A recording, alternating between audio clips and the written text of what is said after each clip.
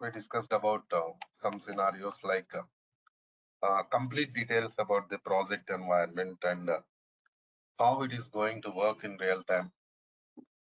Every scenario we discussed in the last session, yesterday's class.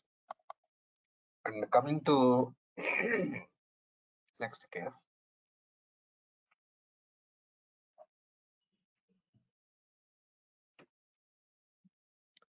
We are going to discuss about the introduction part of the Power BI practical environment. I mean, Power BI desktop. The major tools in Power BI environment we are going to work are Power BI desktop, Power BI service. Okay. So Power BI desktop is for development purpose. Complete development activities of the Power BI we are going to perform in Power BI desktop environment only. Okay. So I'll show you how to install Power BI desktop. Even I'll help you in SQL Server installation also. You don't worry about that. And coming to next scenario. Basically, in Power BI environment, real time we are going to work with licensed software.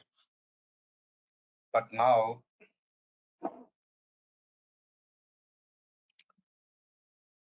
practical purpose in this training environment, we are going to work with free software.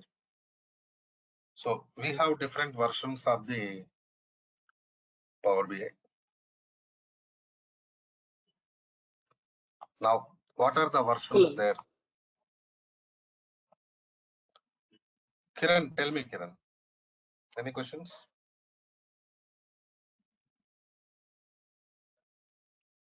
Right. Free version, pro version, and premium version. So these are the different versions of the Power BI we have. So coming to next scenario.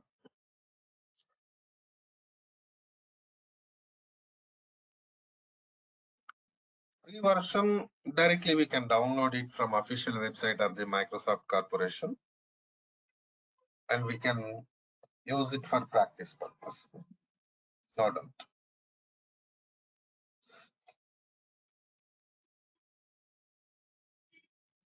Coming to next step.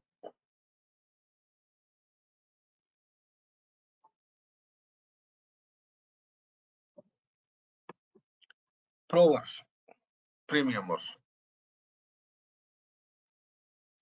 Pro version of the SQL Server, premium version of the SQL Server, there you know, licensed softwares.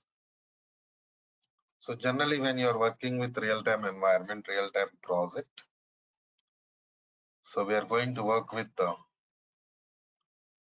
pro version of the SQL and premium version of the SQL.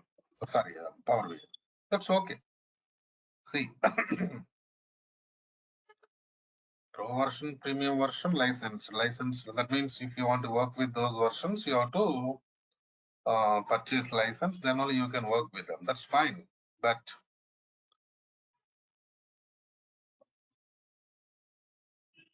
when we are going to work with the pro version and premium, what is the difference between pro version and premium version? So that is really important now. Forget about free. Free means that is only for practice purpose. Real time purpose we cannot use. Project purpose we cannot use free version of the SQL Power BI. Right. Coming to next scenario. Now,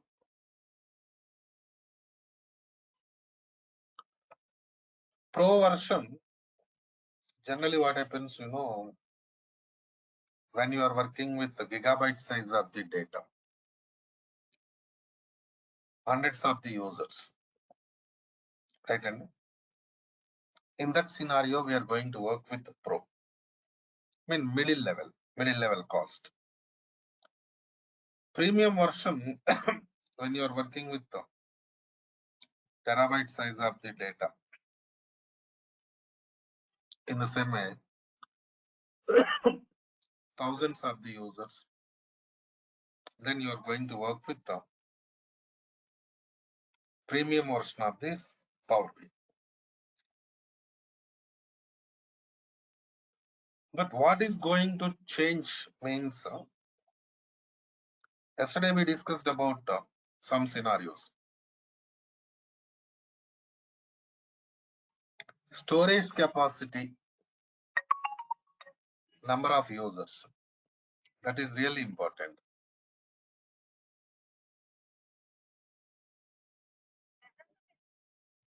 Like Pro version, premium version.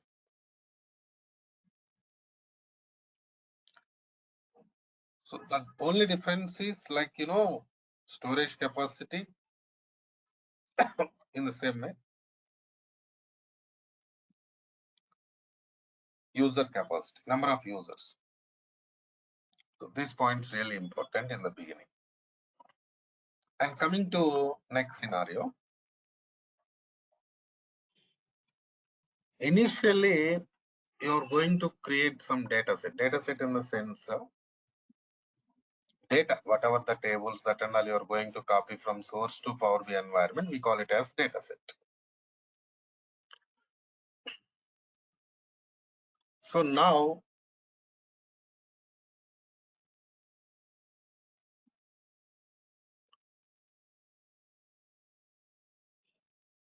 coming to next scenario, one second, 1 minute, please, all of you.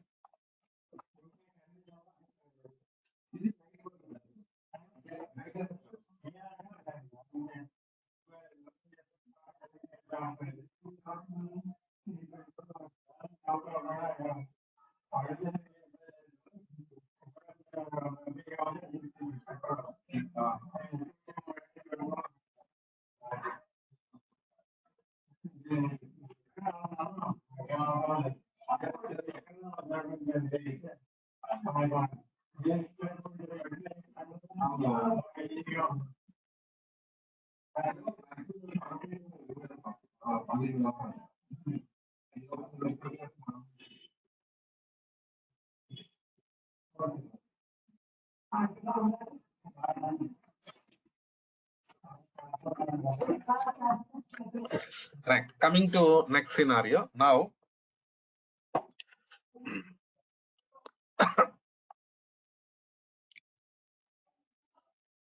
you're copying data, you're going to create data set inside Power BI. Okay. So two things we have to discuss here. Because we're in the beginning only. Better to maintain clarity from the beginning. Otherwise, what happens, it is going to create a lot of confusion. Here we have something like a data source. Assume that your data source is SQL Server. So in the same way, this is your Power BI environment. Okay, na? Fine. You're going to copy data from data source to Power BI environment.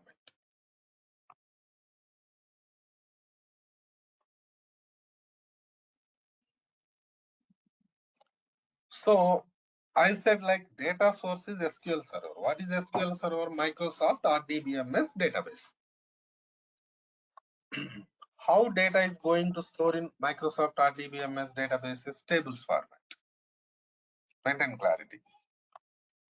So you are going to copy data from data source to Power BI. Means you are going to copy table from data source to Power BI. Clear?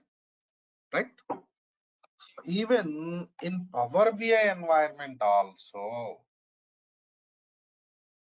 data is going to store in the form of tables only. Right? So now next question we can ask, like what table contains? Generally, table contains structure and data. Structure means columns. Data means rows. Okay, better what is structure, what is data, that also I'll give you clarity. See, for example, here we have some table. Suppose table name is what? Products.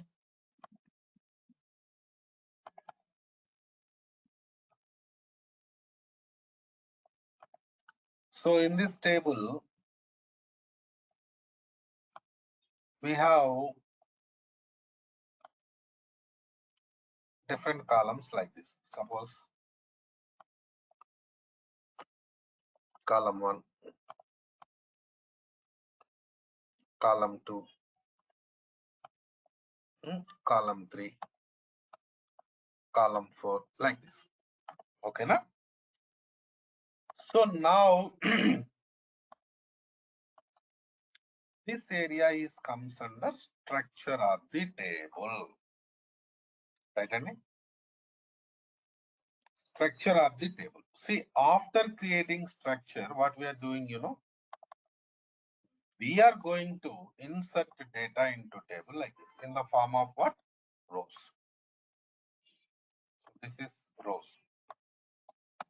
That's why we say like what is table means it is collection of columns and rows. We say like that. So this area is comes under what?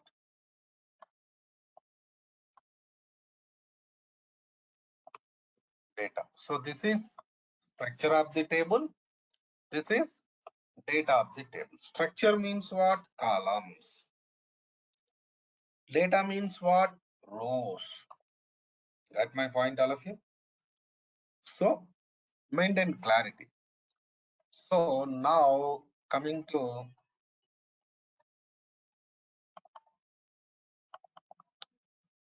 next scenario. We have table here. Table contains these things. The same table we are going to copy from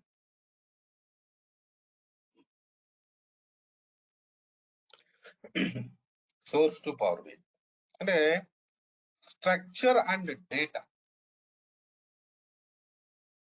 Everything is going to copy from source to Power BI. So coming to Power BI environment, we call structure as metadata, rows data as physical data. Okay, Nene? So little terminology is going to change between your data source and the Power BI. So in SQL environment, we call it as structure, and coming to Power BI environment, we call it as metadata. In the same way, in SQL environment, we call it as data. Coming to Power BI environment, we call it as physical data. Right, Andy? Same concept. Concept is not going to change, but terminology is going to change.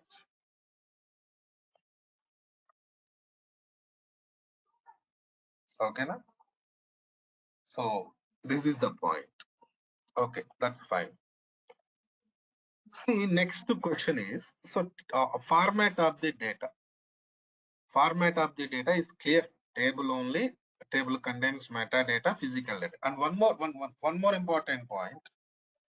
You have to concentrate on Power BI. SQL is not so important for us. Query is part important because they are not going to develop any SQL environment, right? Just we are going to take data from SQL environment, but we are going to develop everything in Power BI environment. So concentrate on Power BI environment.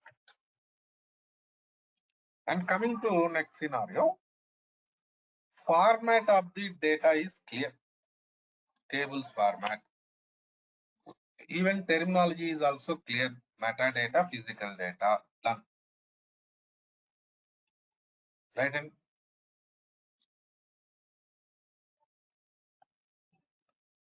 but what is storage mode?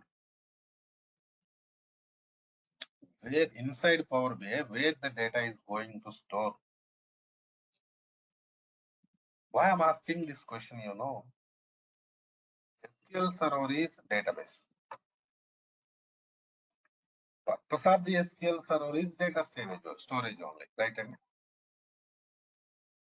purpose of the SQL server is data storage only.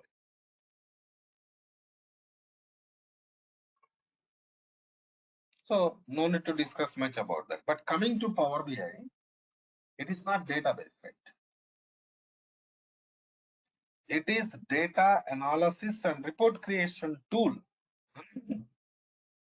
Some data warehouse tool. So in this data warehouse tool, where the data is going to store, that is important. That is my question.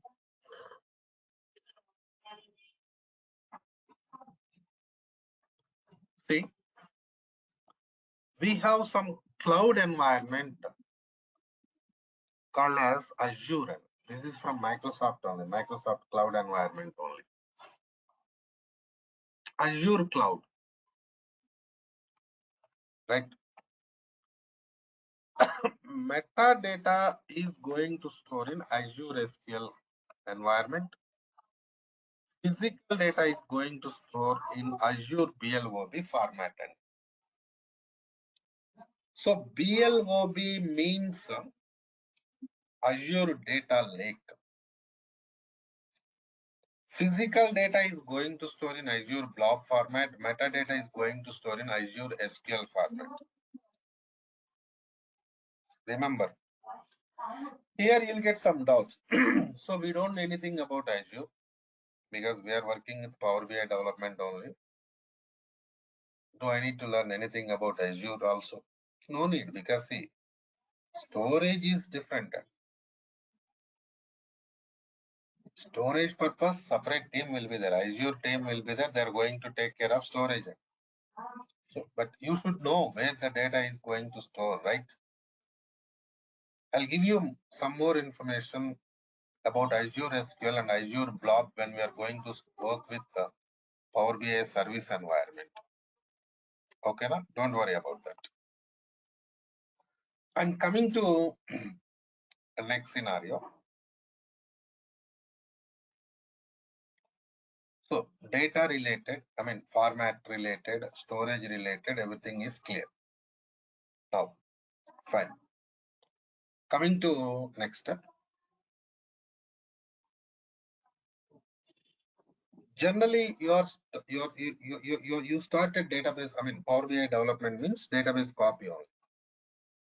Without copying data, we cannot perform any operation in Power BI environment. So, Power BI development is going to start with the copy data only. No doubt.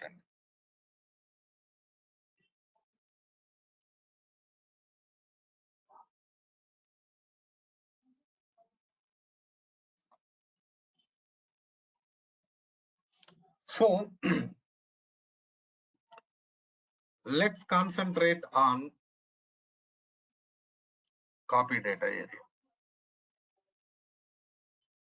So, how to copy data from source to Power BI? What are the different ways we have to copy data from source to Power BI environment? See, assume that there is some table products in the source end. What is the table name? Products.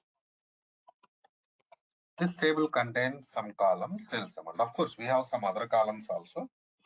I'm going to discuss some points related to sales amount from products table. That's why I mentioned that column name there. Fine. So now, okay, forget about sales amount.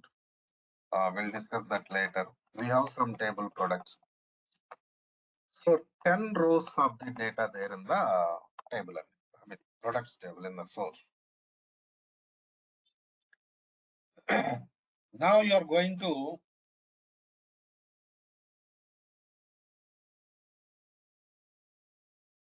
copy products table from source to Power BI. Okay. The different ways are import and direct query.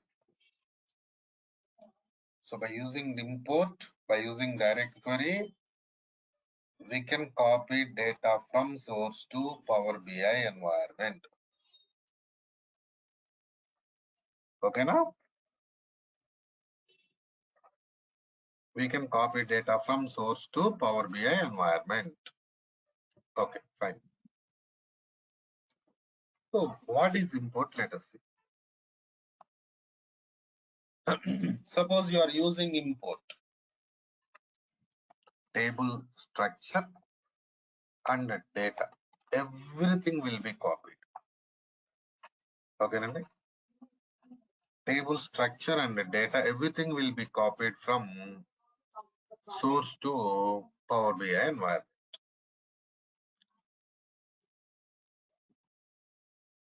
That is import.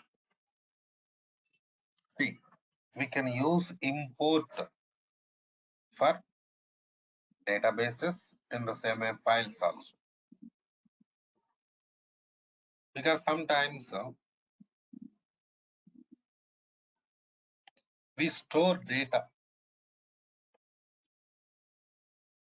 in the form of files in the source. I mean, Power BI developer, sometimes you're going to copy data from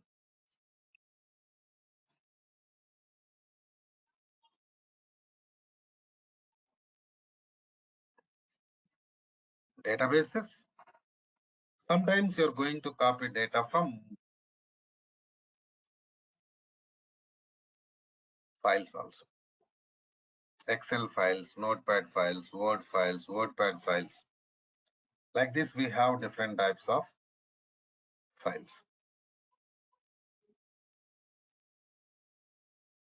Right, Annie? So whether you are going to retrieve data from databases or files, but you can use, files, you can use import. But see, if you are using import, table structure and data, everything will be copied from source to Power BI environment, and it is going to store in Power BI environment permanently.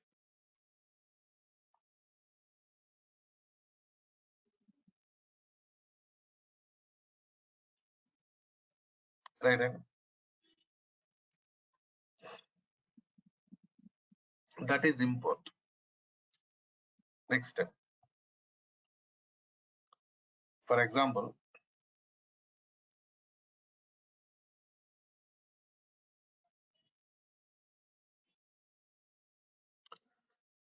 we are going to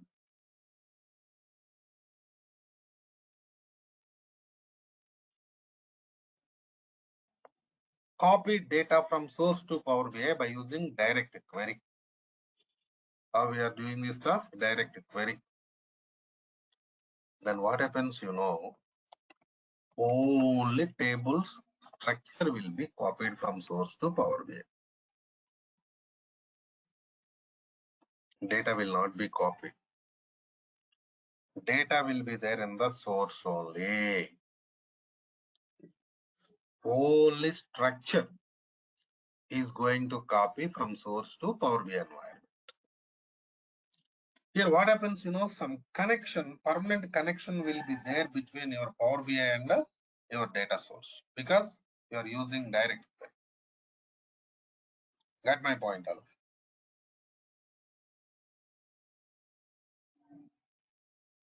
So in this scenario,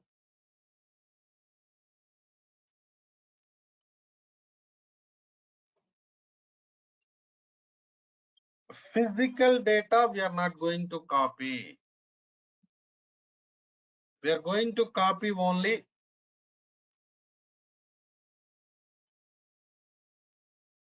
We are going to copy only metadata.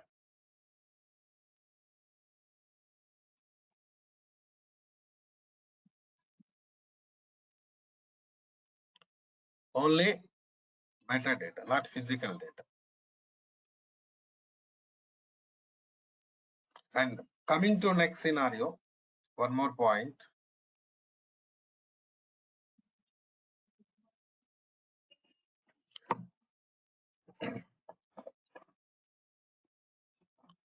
Direct query can be used for only databases.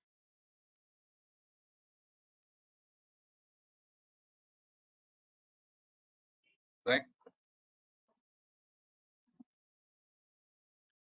Only for databases.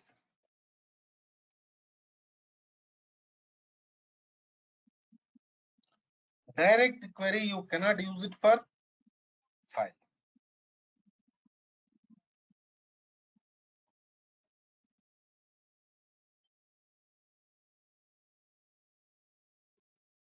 Right, Andy?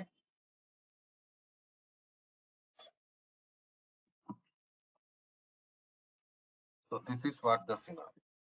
Now, okay, fine. Suppose forget about direct query for some time. Right, Andy? Forget about direct query for some time. We used import.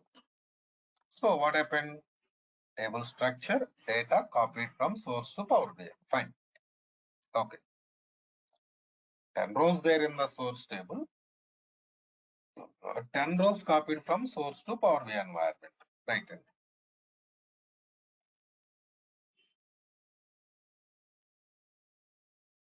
Now you did copy. Copying data from source to Power BI is done. Okay. Now what happened? In source environment, data modified. The modified in the sense, suppose somebody inserted 10 rows. See, here the thing is, this area is done. Initially, what happened? You copied table structure and data from source to Power BI by using import. That is done. Now somebody inserted some rows, suppose for example 10 rows. So that is latest data which is existing in the source table. Now can I copy that new modification or new data from source to Power BI or not? Why not? We can copy. So for that we have some concept called as refresh. Okay, na? Suppose you are going for refresh, you are going to refresh this scenario. Then what happens, whatever the new data, 10 rows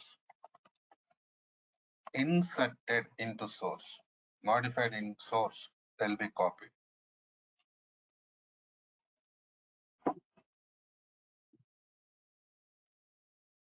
Okay, na? So by using this concept, refresh concept, whatever the modifications done in the source, those modifications will be copied from source to Power BI environment.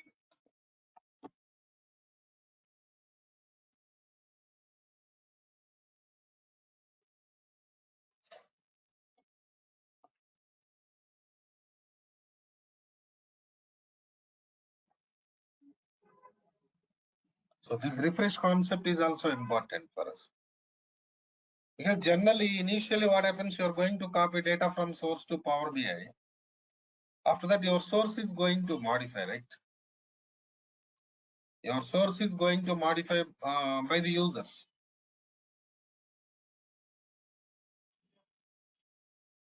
Then you have to copy those modifications from source to Power BI.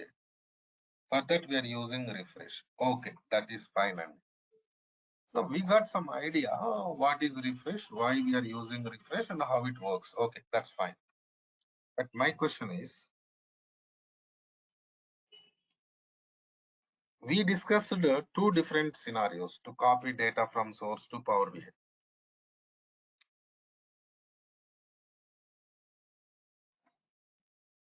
Import and direct query.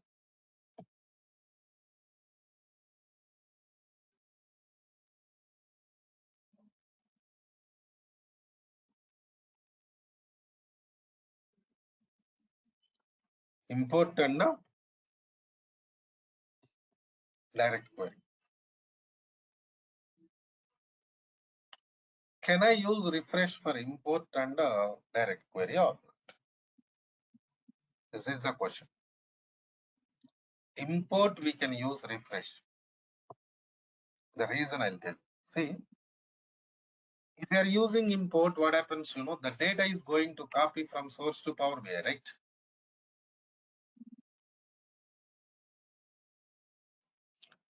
Data is going to copy from source to Power BI if you're using import.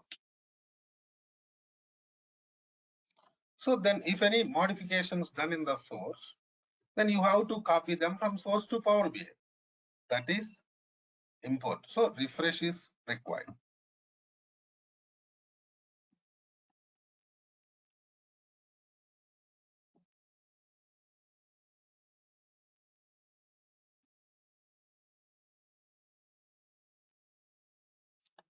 Next scenario, direct query.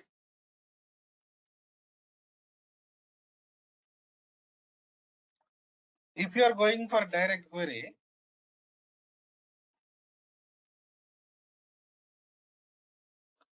data will not be copied. Only structure will be copied. Then why we need to go for refresh, tell me? Got my point, all of you, right? So if data copied, then if any modifications done in the source, then you have to refresh because you have to copy those modifications from source to Power BI. There you need refresh. But now data not copies when you are working with the direct query, right? Then why you need to go for a refresh? Am I right or not? So refresh we do for import. But if you copy some table by using direct query, no need to go for refresh. Is it clear, all of you? Clear? What is the difference between import and direct query?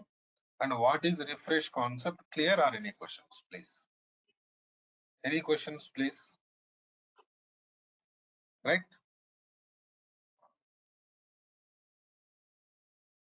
Okay, now? So this is required in the beginning.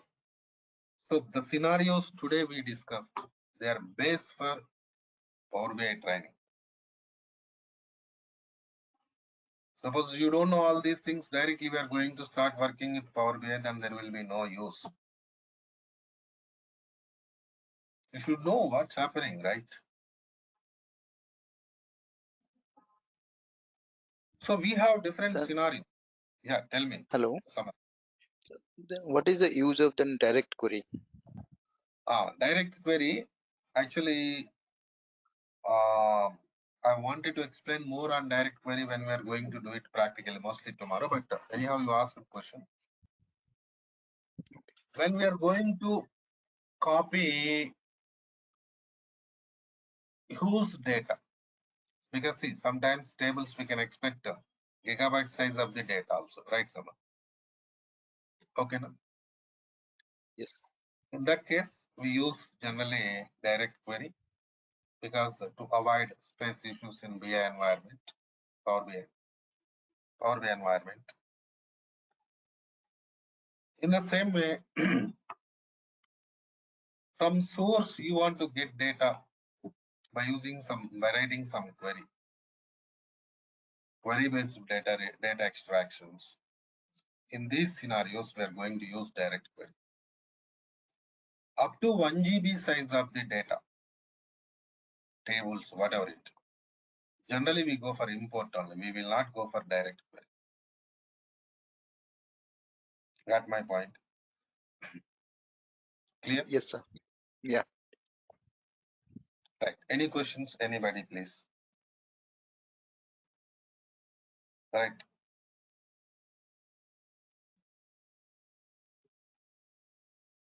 This is the way. So next step, we have to go for Power BI desktop installation and work with remaining things. Let's do one thing. I'll show how to download Power BI desktop and how to go for installation. In, I'm sorry. In the same way, copying data concepts. And before going to copy data from the source, we have to create some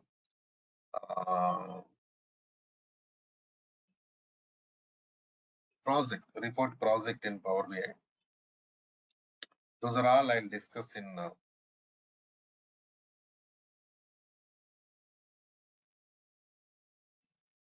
tomorrow's class. Okay. I think tomorrow's class, they're going to change link and contact training team. In the same way, I have tomorrow a morning. question, sir. Can I ask?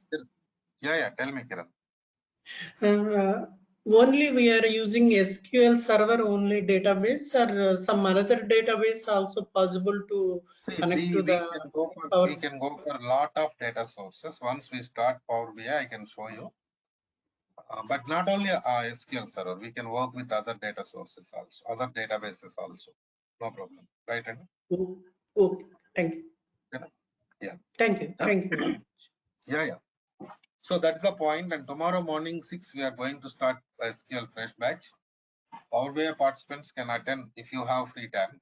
You can attend morning 6 o'clock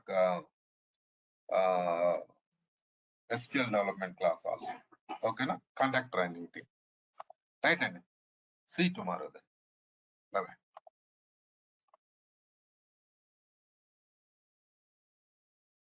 In yesterday's class, we discussed about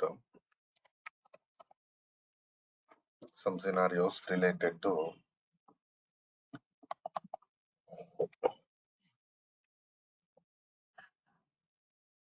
Power BI introduction part. And we discussed what are the things we are going to do in Power BI. Clear cut information we discussed. So today,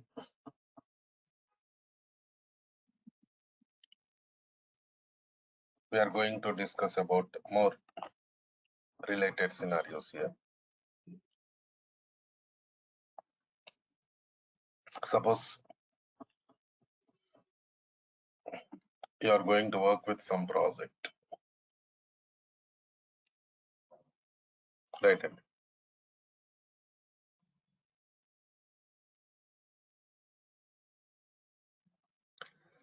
In this project, I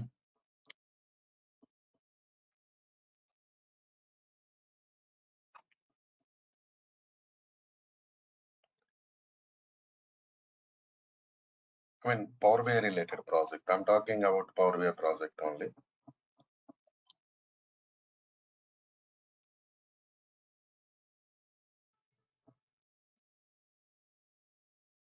In that project,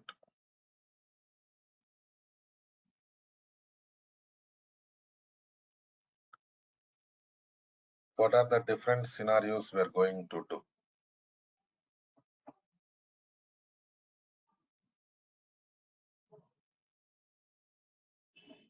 And from where the project is going to start.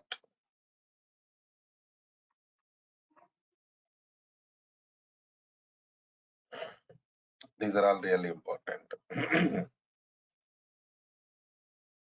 Now,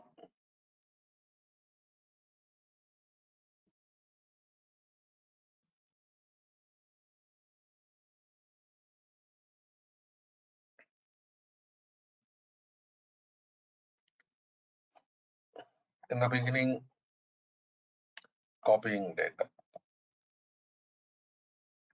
We are going to work with different data sources. From data source, we are going to copy data, then we're going to transform. Different things will be there.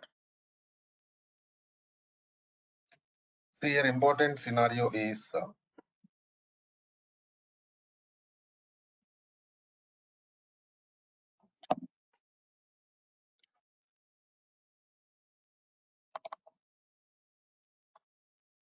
we have some data source,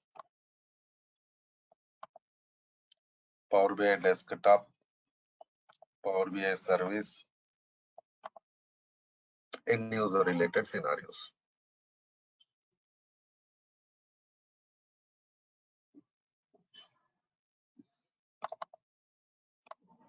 Suppose this is your data source. From this data source, we're going to copy data, right? And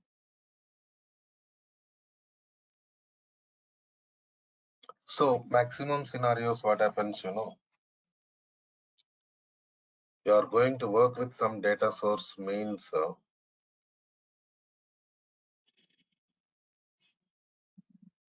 it will be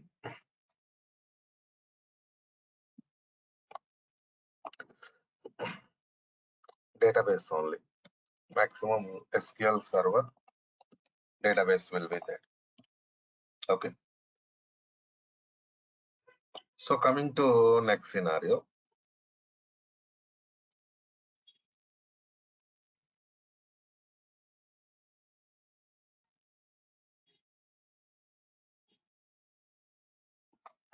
From data source, we are going to copy data into desktop. In this desktop only, we are going to transform, right?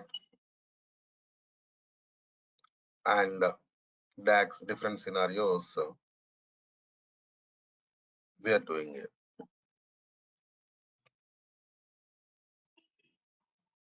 See, an important point is, for example, we have some table here in the source. So every time why I'm talking about tables, because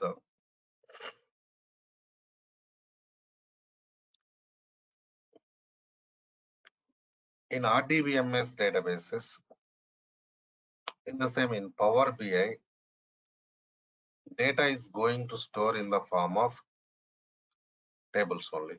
There is no other facility, right? In the beginning, we are creating tables and we are going to store data in the form of tables only. That is the point. Clear? And so coming to next scenario. Suppose we have some tables here. You take regular table. Suppose you have employee table and a department table. So in these tables, we have common column department number. Okay, now listen carefully, please.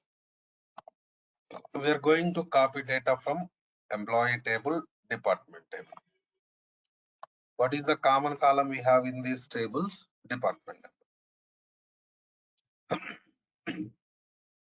So here important point is, if you are working with these two tables individually, lot of burden will be there, right? Suppose you have two tables and you are going to work with two different scenarios, means number of operations will be more and even burden will be more on our server. So that is going to create troubles to us. Okay. No?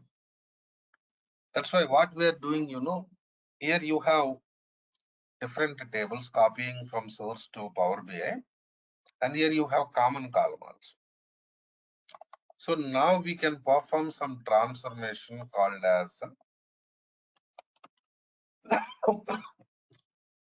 merge transformation. So by using this merge transformation,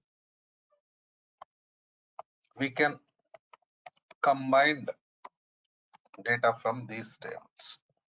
Suppose here you have two tables, right? You are going to copy data from these two tables. And what we are doing, we are going to combine the data. So how we are going to combine the data here? By using transformation merge. So why we are going to combine the data? See, working with less number of tables always better than working with more number of tables. Remember that point. Okay. So here what's happening? Initially, when the data is there in the source, there are different tables. Right, Andy? When data is there in the source, they are what? They are different tables. So multiple tables, right? When you're going to copy data and when you perform this combined transformation, merge transformation, right? They are only single table. Okay. So now what's happening, you know?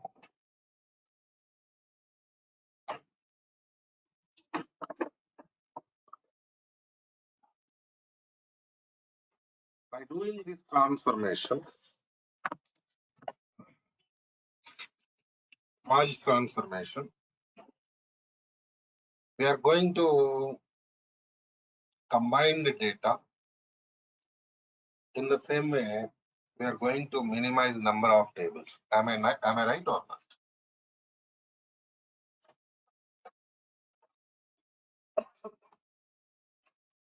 We are going to minimize number of tables from 2 to 1. 2 to 1 only. Please check it. Right in.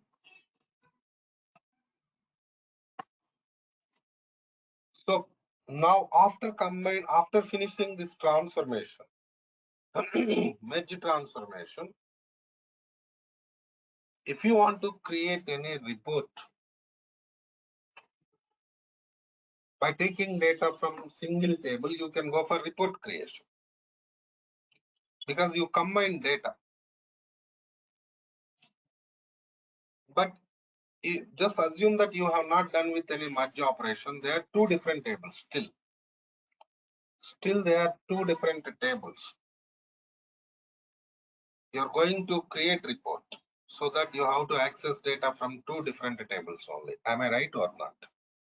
Okay, now listen carefully. Very important real-time scenario I'm discussing now. Okay. So your important point is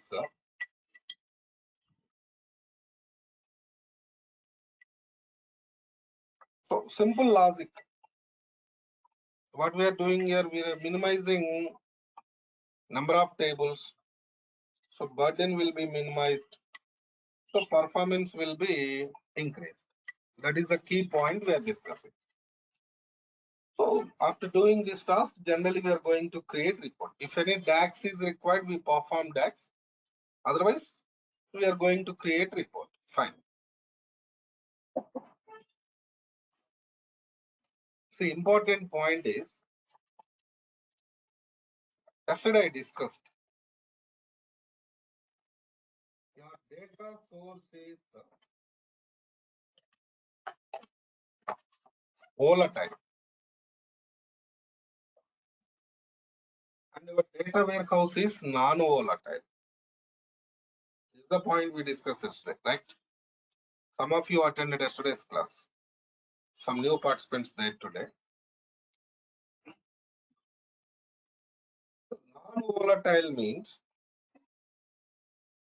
for example, data copied from source to Power BI environment. Done. You performed transformation much. and you go ahead and create report. That's fine. No problem. But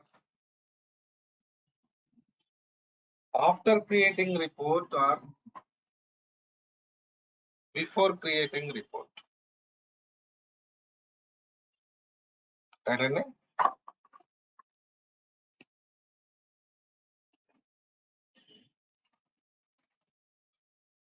After creating report or before creating report,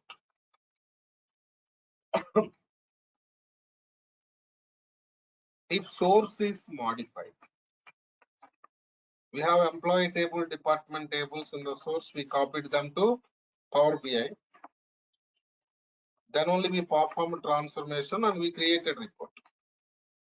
That's what we are doing. For example, your source is modified. You created report. Source is modified. Right. Now,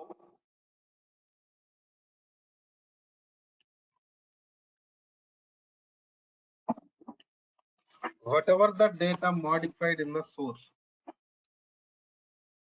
that should be copied to Power BI. That should be reflected to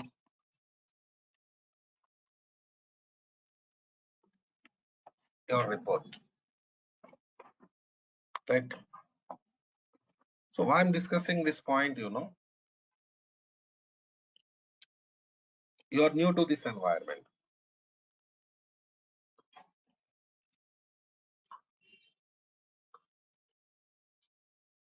Generally, you feel like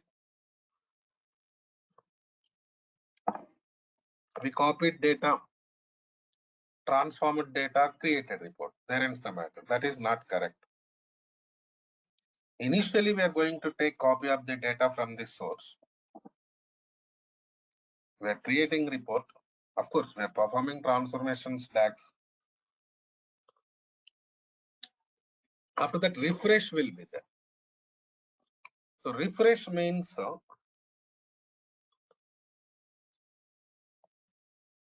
whatever the modifications done in the source,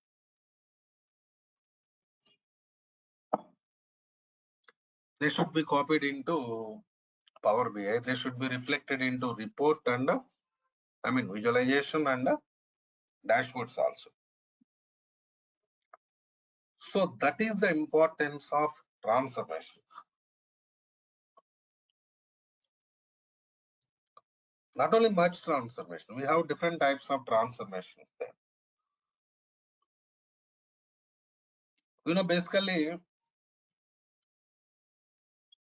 much transformation is joins concept of the SQL. In yesterday's class, I discussed some points. What are the prerequisites there for Power BI?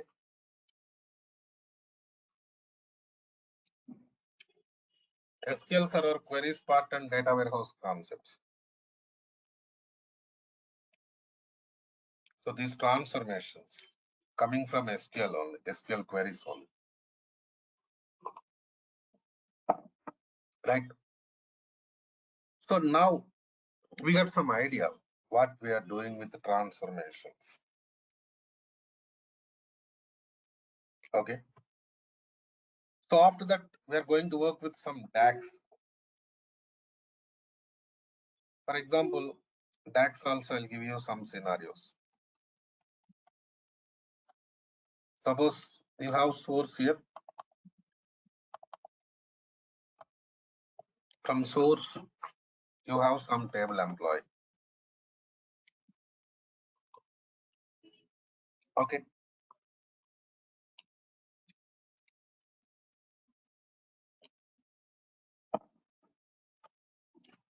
The employee table means generally what will be there in employee table, employees information will be there, data.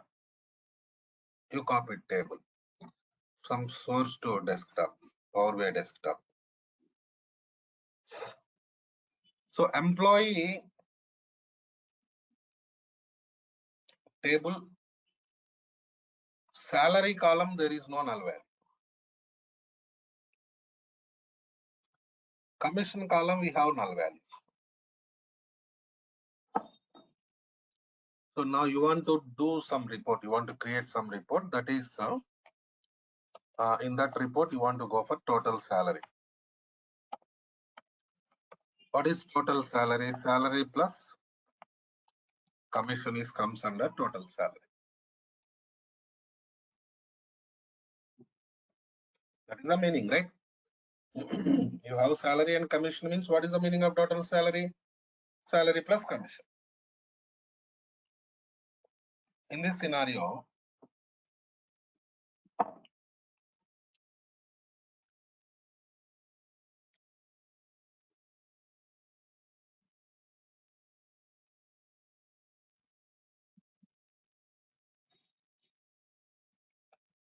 so now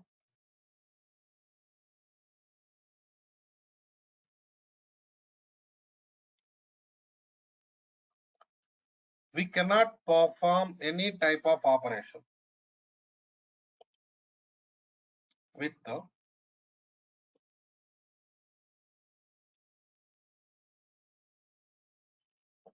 null values because nobody knows what is the value of null. Suppose I'm doing it like salary plus commission. If commission is null, total value you are going to get it as null. There is no null value in there is no null value in salary column, but you are doing operation with null value, right? So you'll get total null.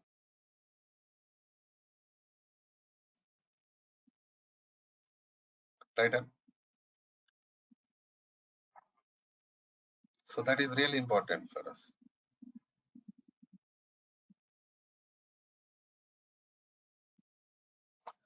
So here we have to do some conversions or calculations.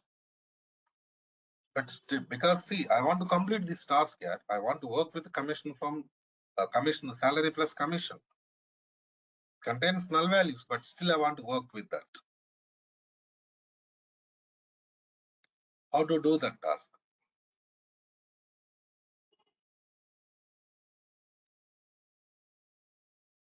You got my point, right?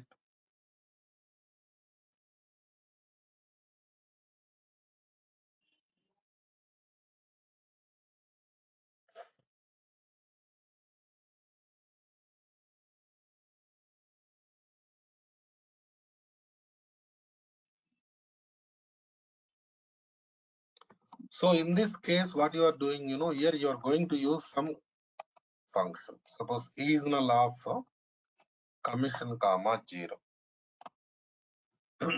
This is null function is going to convert null value into 0. For example, you have null value in the commission column, then it is going to convert. Is null function is going to convert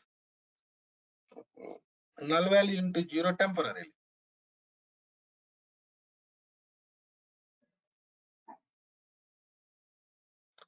Up to completion of this query. So thus query execution completes, then you are going to finish your task, right?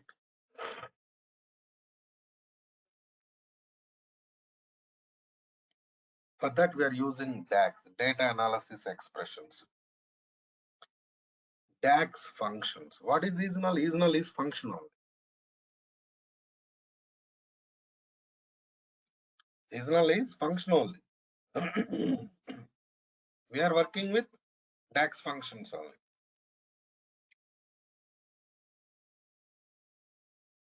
Purpose of the DAX. So then you're going to create visualization, report. Even one thing, after completion of this, if any modifications done in the source, those modifications will be copied to Power BI from source. In the same, they'll be copied to DAX, then they'll be copied to report also. That we call it as refresh concept. Tomorrow I'm going to discuss that refresh concept. Refresh data. Refresh data means copy latest modifications done in the source to Power BI environment. If you already created report with that data in Power BI, even that report also gets modifications. refreshed modifications. Right, Annie? So these are really important.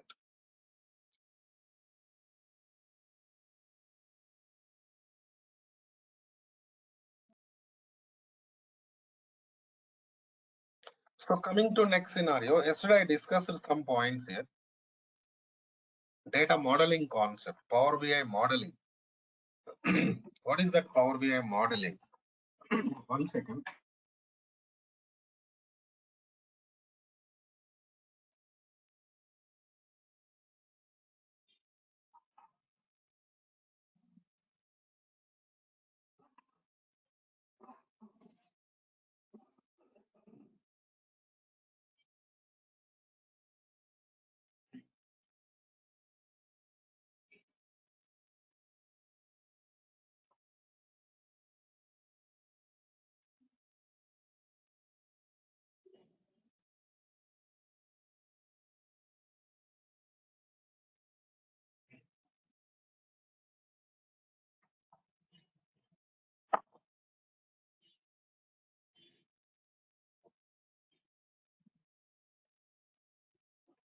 So modeling means relationships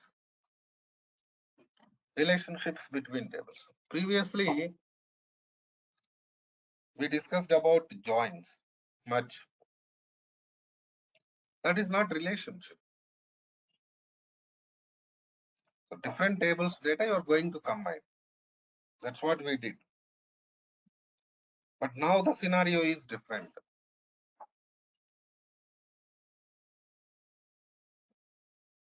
Here what we are doing, suppose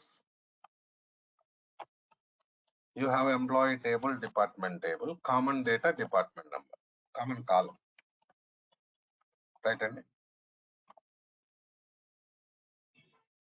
so you are going to copy everything.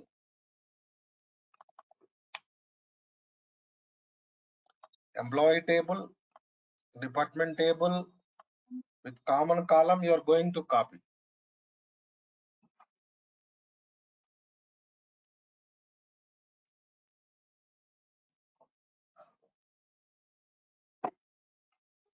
From source to Power BI.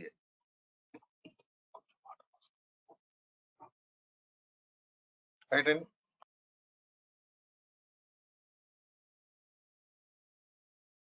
even after copying, you're going to store those tables in Power BI environment permanently, right? So there also we should go for relationship between tables. Because these tables contains common data, right? And common column. So relationship between tables we are going to establish. Previously I discussed about merge concept, that is different concept. Merge concept is different. Because merge combined data. Now we are not going to combine. They are separate tables, different tables only. Even inside Power BI also, we are going to store them as different tables only. But relationship we are going to establish. What is the advantage of creating relationship between tables? Number of operations are going to minimize. For example, you are creating some report. Generally, in Power BI environment, you are going to create report means you are going to use data from different tables for creating that report. You're going to use data from different tables to create that report, So then these tables are related tables. Then time consumption is going to minimize, right? Easy access will be created, right? So that means performance will be increased.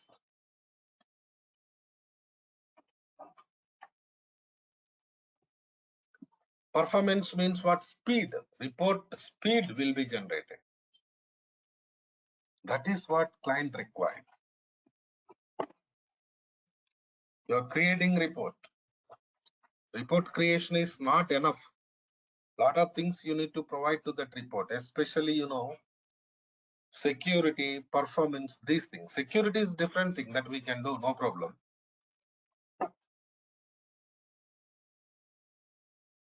Performance is important. Accessing speed is important.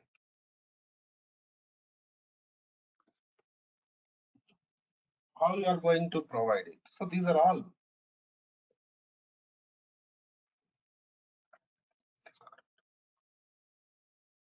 There are many ways to improve performance, right? And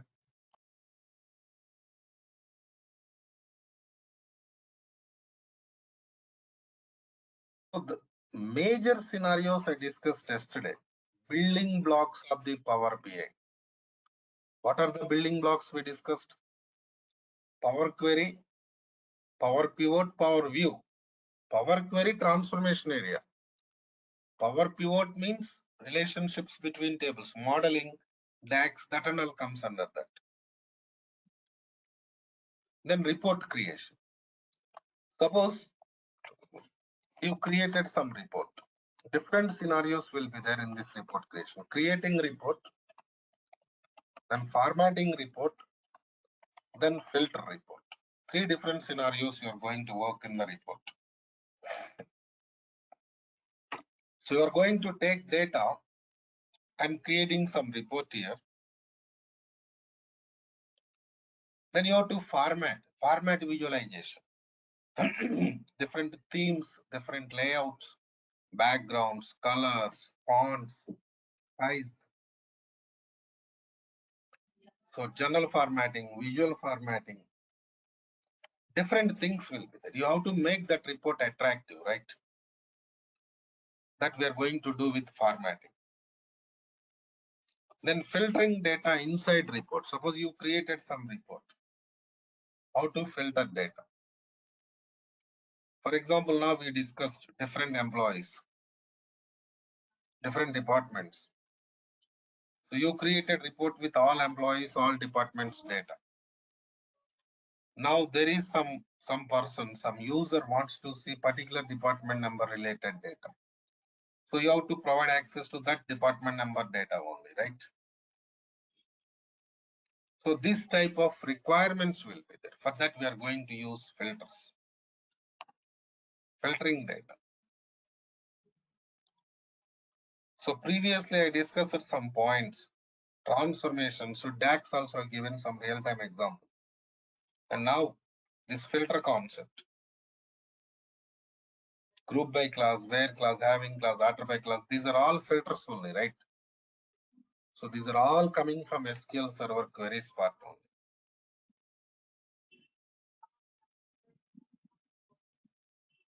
Right?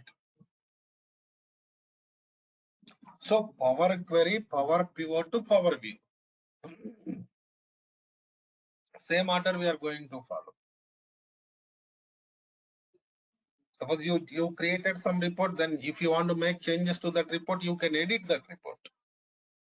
You can edit and you can make changes to the report. That is also possible, don't worry.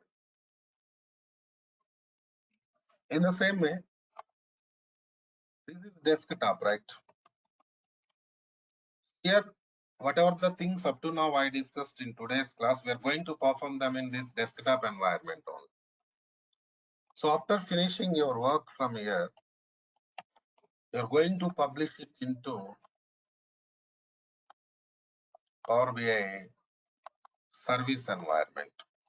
This is service.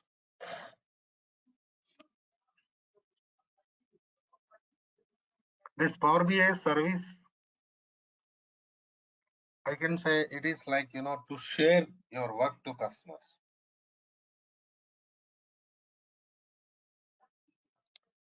To share your work to customers. In the same way, dashboard creation is also really important. So maximum projects we are going to create dashboards.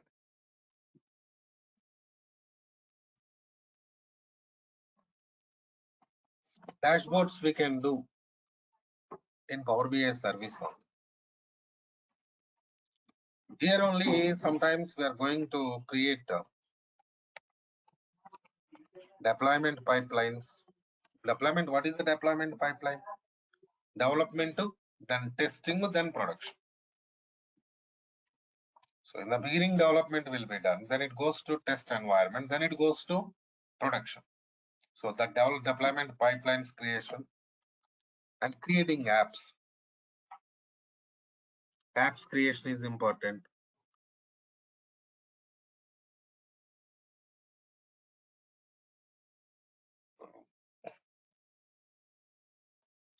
So app means what? It contains some visualizations and dashboards. Collection of visualizations, dashboards already developed. We call them as apps. Right? And even in real time, what happens, if you're working with real time project, sometimes they will develop their own visualizations, dashboards, and they are going to give them to us in the form of content, like for example, organizational apps, organizational services. What they contains, visualizations, reports, and dashboards they contains. We can use them, we can design them, or we can arrange them for the customer's purpose. So these are all we are going to work here. So after finishing these things, we are going to work with integration. Integration means generally we are not going to do anything. Nowadays we got some concept here.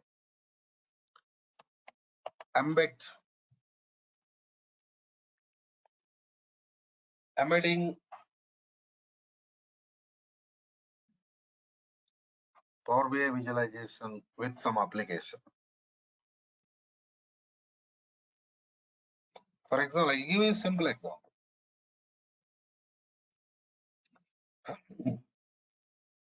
Suppose you are attending some exam, online exam. How you are writing exam? By using some application. They will give you some user account, you are connecting to their application and you are going to finish your exam. Am I right or not?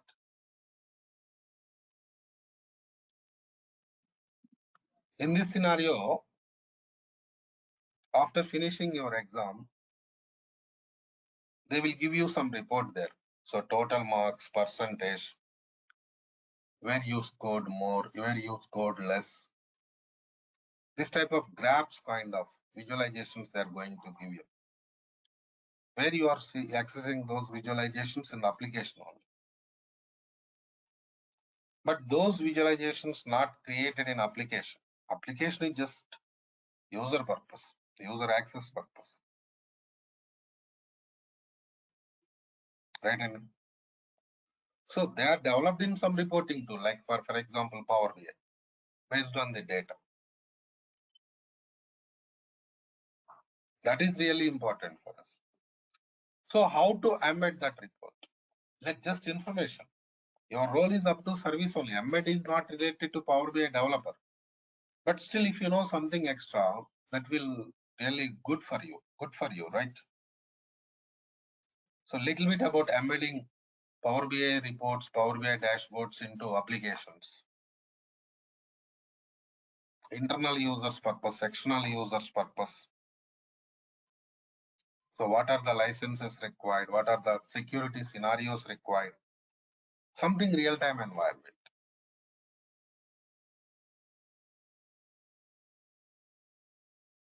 So these type of things we are going to discuss under this training. End-to-end training. So at the ending, I'm going to give you some projects for practice purpose. One or two projects I'm going to provide you. You can use them for practice purpose. Clear? So these are all we are going to do. So I think you got some clarity now, end to end, what we are doing in Power BI. The major scenarios of the Power BI development are copy data, transform data, DAX data, and visualization creation, dashboard creation, publishing. These are all comes under major scenarios. So if you know something about app design, creating app, designing means it's not like application development and you don't worry about the coding or kind of nothing. App designing means what you developed some visualization, some reports, some dashboards. By using them, you're going to create some application, app. We're going to do that. We're going to develop it. So you'll get more knowledge there, more idea about real-time environment. How you're going to work out the things in real-time environment. That is required for us. Subject is okay, no problem. If you're practicing, you'll get subject, no doubt. But scenario is important, right? Even DAX also will go for in-depth of the DAX. We have different types of DAX functions, differences between DAX functions, depth of the DAX. These are all we are going to discuss. So now tell me if you have any questions related to this training, please. Any questions, please? Anybody?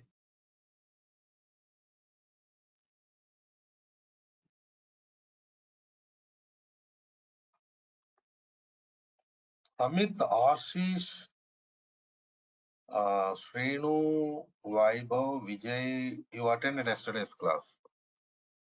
But other participants are new to this. Vinith and Vikas. Vikas, you attended yesterday's class? Tulasi new, I think. Sarita also new. No, sir. Dhananjay. All right. Any questions, please? I actually wanted to ask, but I didn't want to disturb you before. So when I registered for this, today was the first class. That's what I was assuming.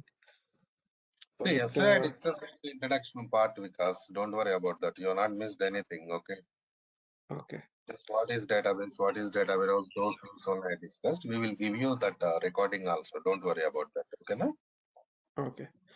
Um, Only question being like in the future when we are to do the project and everything, I was reading the prerequisites were SQL Server knowledge beforehand. Yes, yes. So how much of that would play a part in this?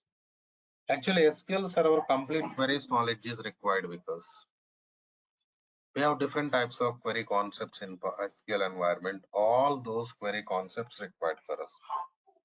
Because of that reason only, in Power BI class, we are going to discuss SQL. And if you want, you can attend separate SQL class also. Complete SQL Server training you can attend if you have free time. So that we are doing morning 6 o'clock now. SQL Server development class. Complete end-to-end SQL development will be there. And Power BI class at 5 p.m. Okay, no? Right? Okay, thank you. Yeah. Anybody, please? Any questions?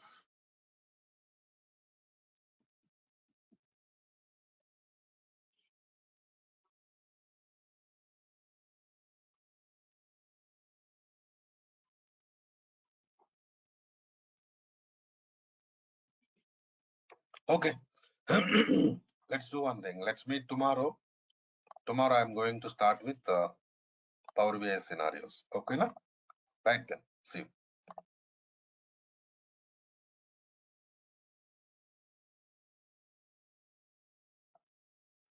So while connecting to SQL Server, this is your server name. Copy this server name.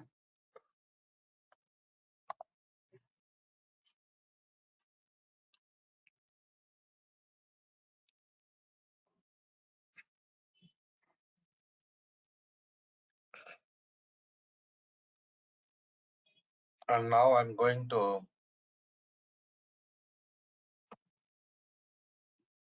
open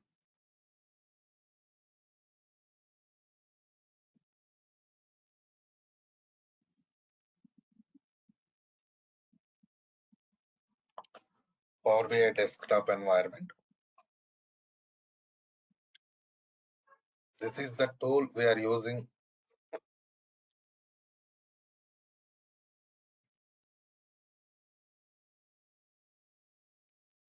to interact with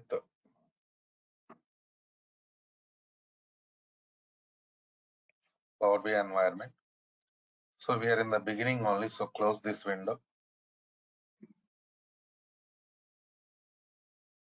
So actually today's session was this one, no? To how to download and install all these, correct? That is, Yeah, that we will do. Wait, okay, na? Yeah. So this is the environment.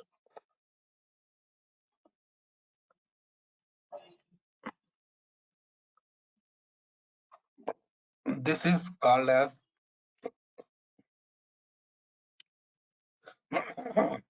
Power BI desktop.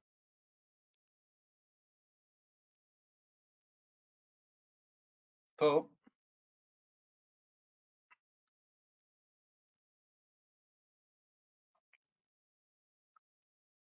Power BI desktop, here we have different options. We are going to work with them. So this is pure development environment of Power BI. So coming to next scenario.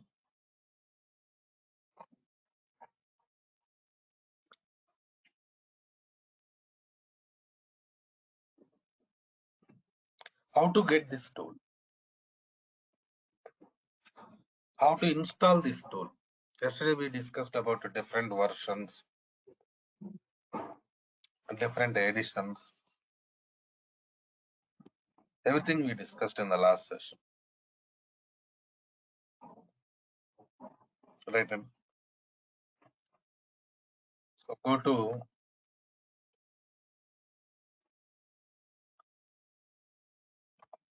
Google website. Here type it as Power BI desktop download. So open this website. See this, we are recording this website name here. Please check it. Okay, na?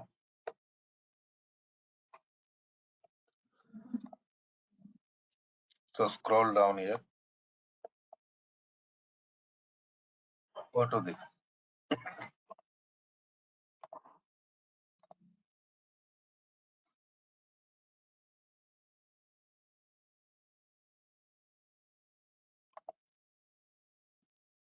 Download.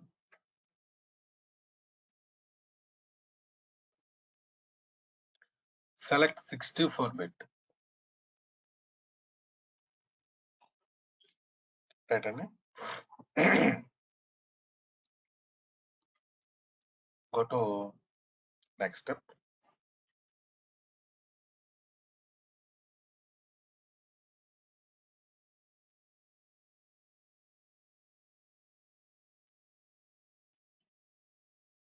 It is downloading now. Please wait.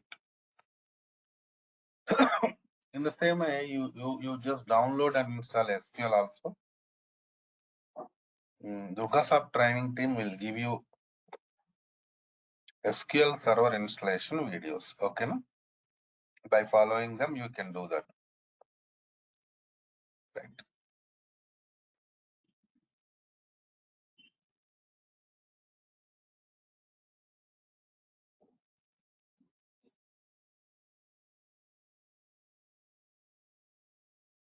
Open this file.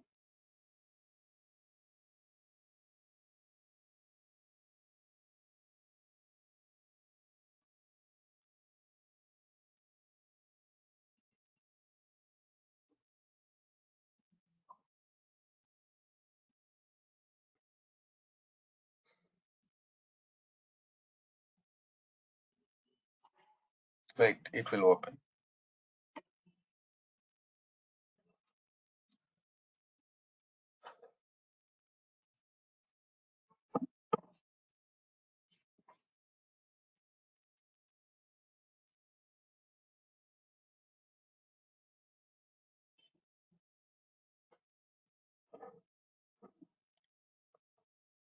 Why it is taking time here?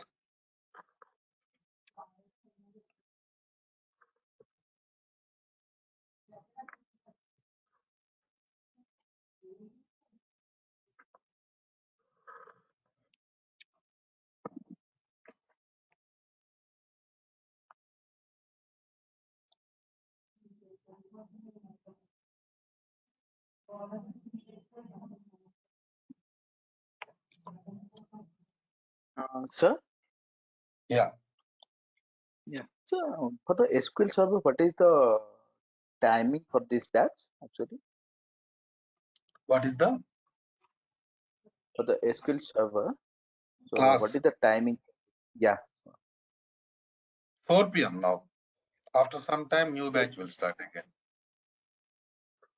Okay. Okay. So we have to come to the new batch only, correct? Hmm. Yeah. Yeah. Because I joined today, so it is already many courses over. I think we are doing the join thing, correct? So wanted the new batch. Okay, okay, no problem. Right. Why it's not opening? Let's wait. I'll do it again now. Let's go to So so downloaded, right? Go to downloads. Right.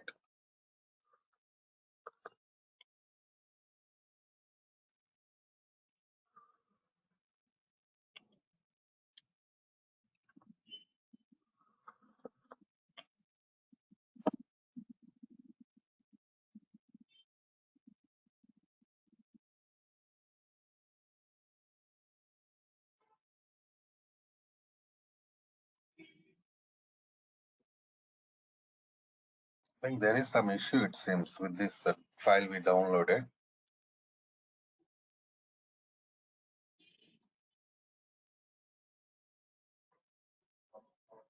Retry is also not working.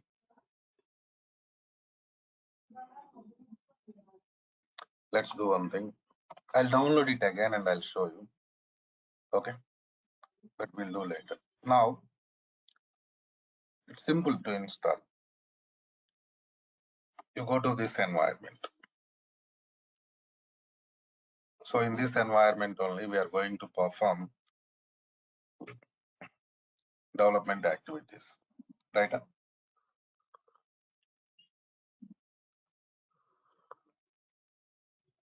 So coming to next scenario.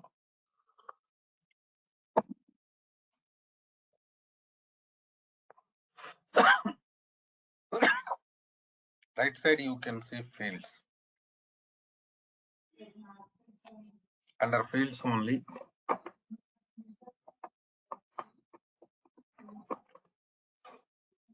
we can work with metadata. We can see metadata. For example, you connected to source and you copied some tables from this source. Right? And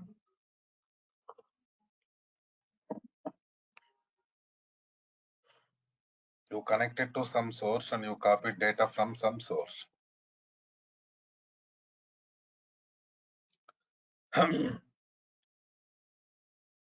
So metadata you can see here for that table. Metadata means what? Table names, column names we discussed in the last session, right? Table names, column names comes here. If you come to left side, you can see report view, data view, and model view. Data will come here. Right? And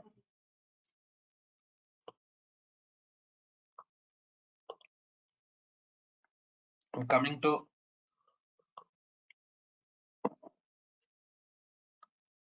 next scenario. In this area, you can create different types of reports. Now here you can see visualizations. These are the different types of visualizations we are using for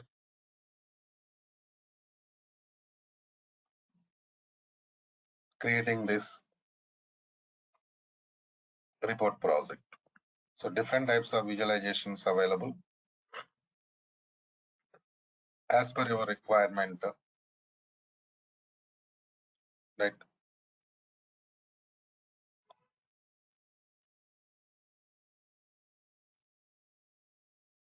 You can work with this.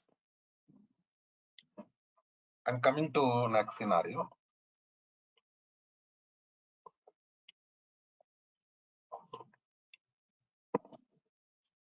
Now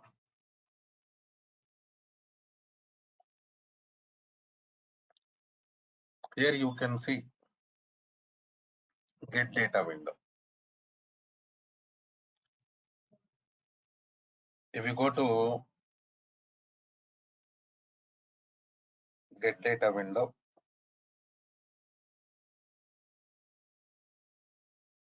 you can see different data sources. So by connecting to these data sources only, we can copy data.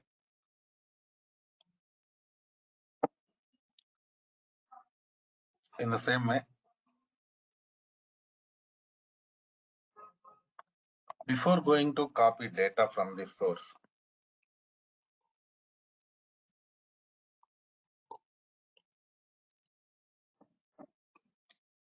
we have to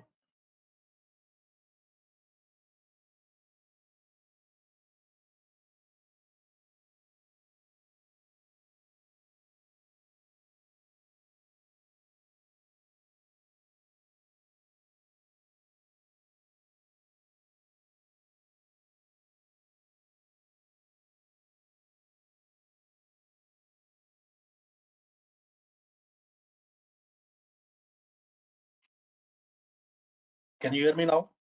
All of you can hear me? Yes, yeah, we can hear. Right. Before going to copy data from the source, to create a code project. So for that, go to File, Save As, provide some project name. You just take some location and provide some project name. Suppose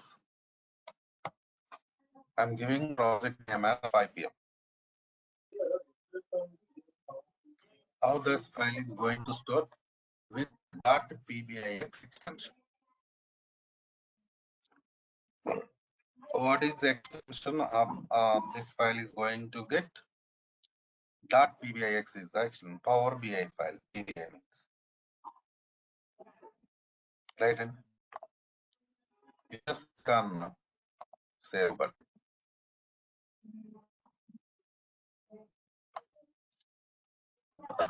This project save.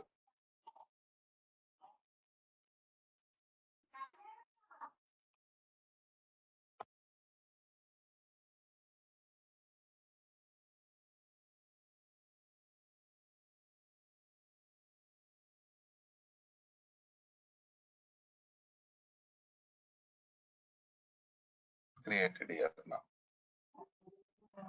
Okay.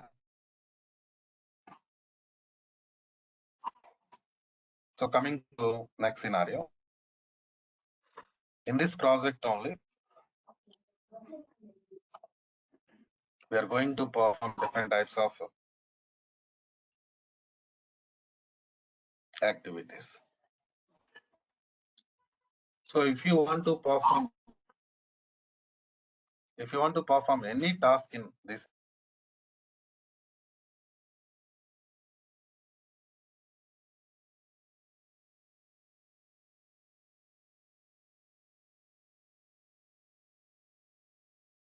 go to get data window, source now SQL Server provide a source database name, provide source, server name, database name. So while connecting to SQL Server Management Studio, I copied this server name, and this here we have database name also. Right, and click on OK button.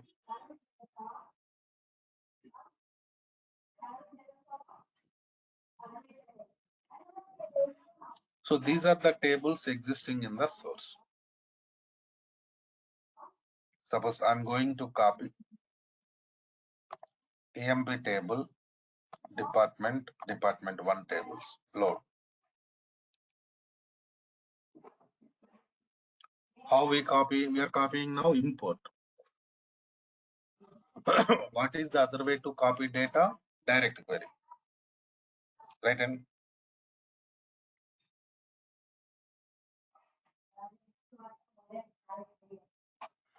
You go to, suppose employee table, expand it.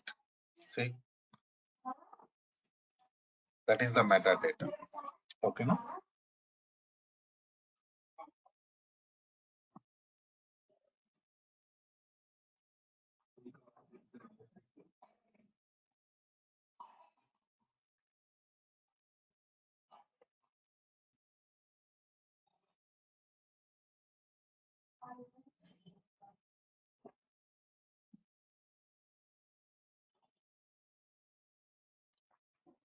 So metadata.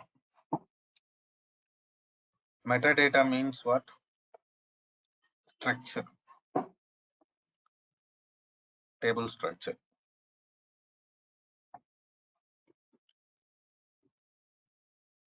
Where can I see the data? Physical data, rows.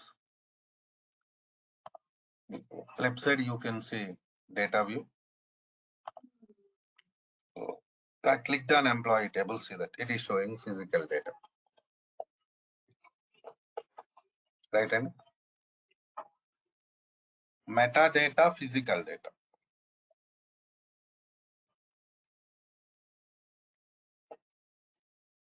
So metadata means what? Structure. Physical data means rows. So it is showing clearly. And you place mouse here. It is clearly showing how this table copied import.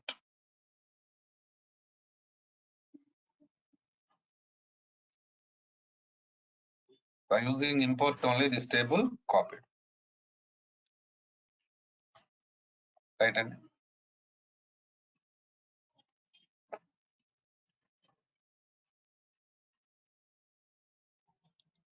so the other way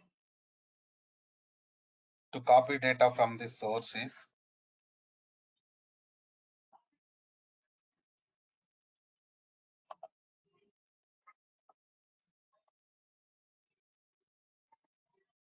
direct query. Go to SQL Server source again. Here we have to provide server name and provide database name also.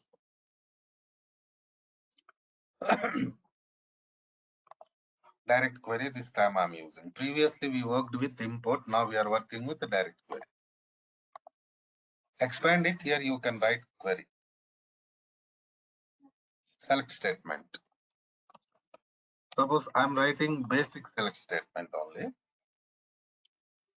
Select star from EMP.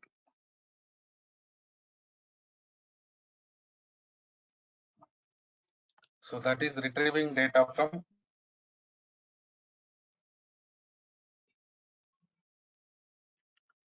EMP table. So I'm going to retrieve data from EMP table.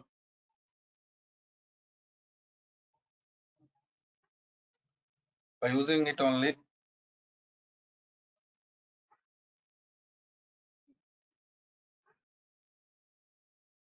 I'm going to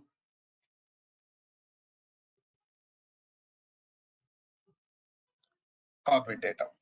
So I mean, whether data copies or not, let us see now.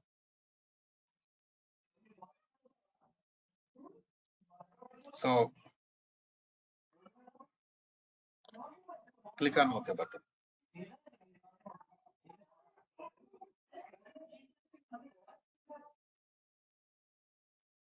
So this is the data coming from the source. Load.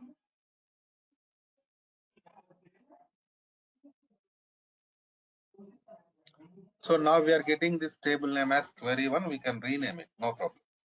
Okay, na? Right. Let's complete this copy. Okay.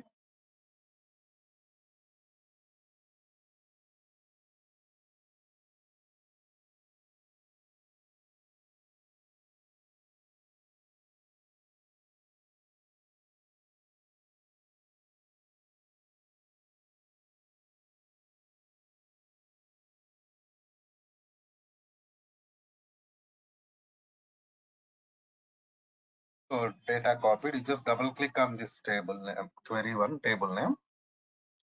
and you can rename it like this. For example, I'm going to rename it as employee 1. Expand it. See, you can see structure.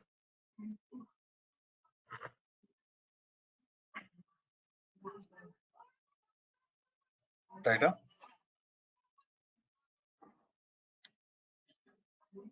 You can see the structure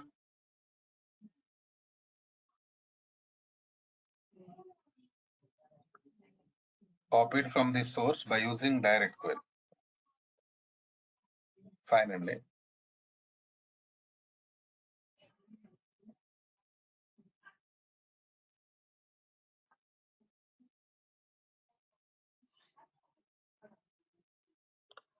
what about data? Please check it here.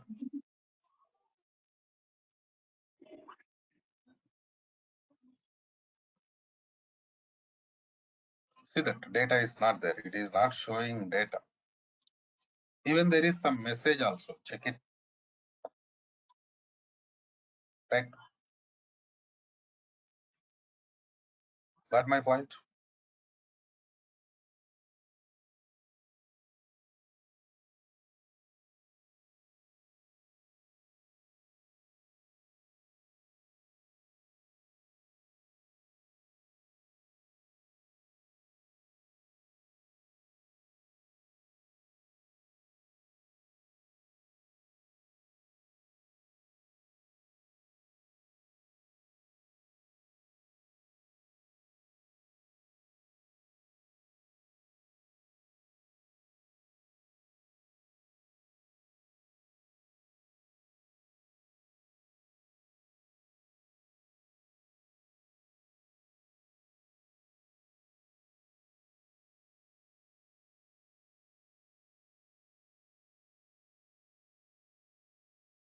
So clear scenarios here we have examples, practical examples we have,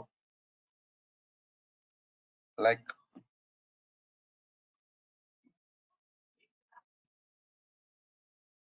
what is the difference between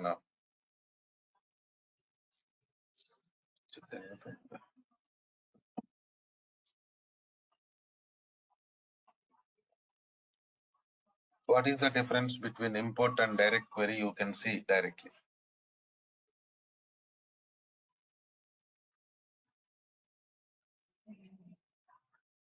In the So same then way, what is the use of then direct query then? direct query data will be there in the source only structure copied, right? Yes. Why we are using direct query means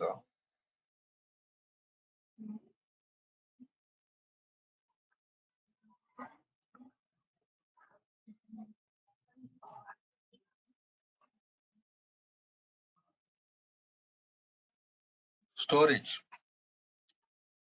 Generally, up to 1 GB size of the data, we are going to use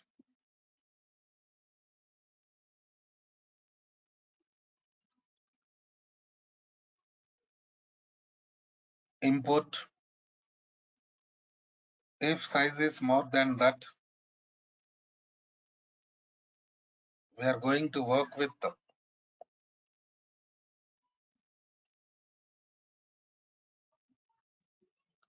direct query because of size, data size, space issues.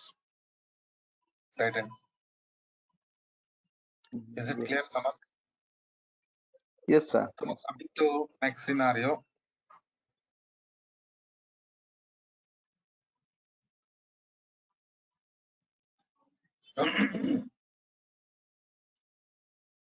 Let's go and copy data from other data sources. Just SQL Server, we copied data now. Not only SQL Server, we have other data sources also. Now let's copy data from other sources. Let's go to Excel files. And let us see how to copy data from Excel file.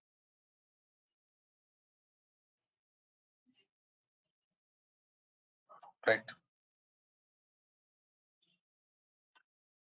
So go to get data, select Excel source.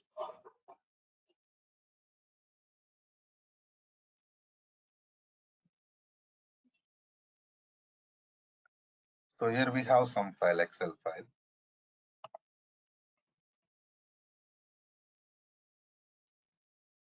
Before going to copy data, I'll just open this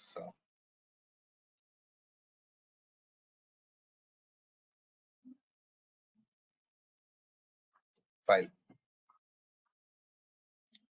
This is basically file system.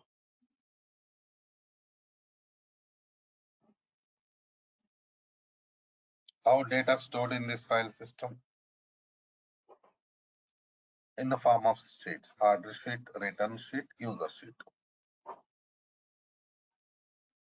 But coming to our environment, Power BI, again data is going to store in the form of table only. The only way we can store data in SQL in Power BI environment is table, and there is no other facility. So we have to create table. After creating table only, we can store data. Right. So now let's click on open button because we are going to copy data from this.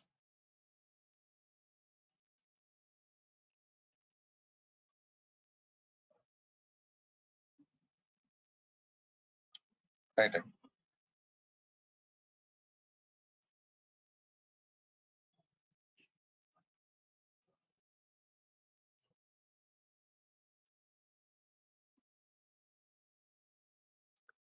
Select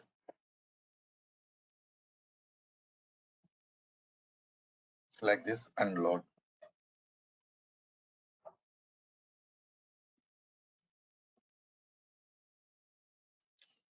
So whatever the sheets existing there, I'm going to copy every sheet.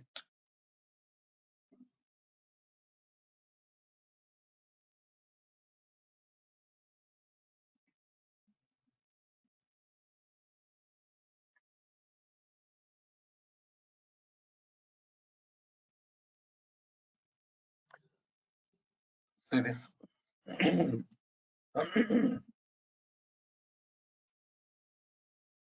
Like this.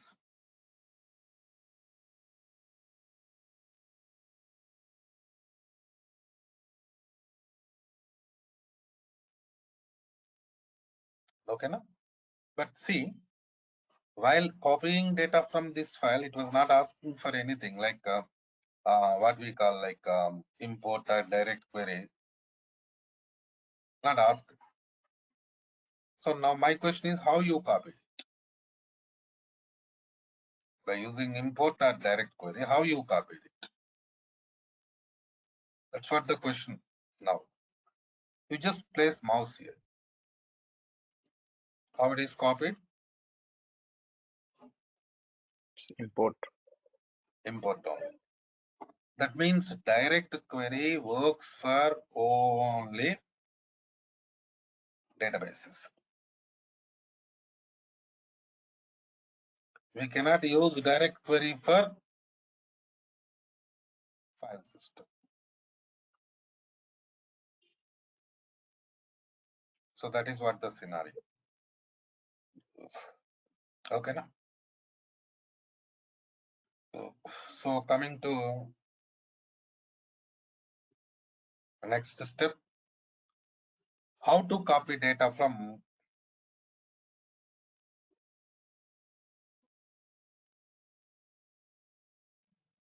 text files.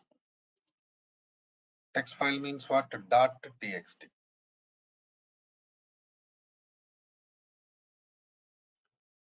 So let's go to get data window. Text file. So here is the file csvmp. Right click and open.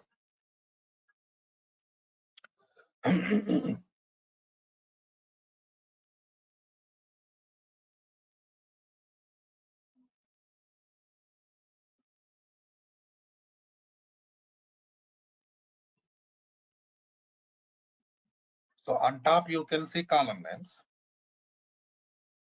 Under column names, we have data. Please check it.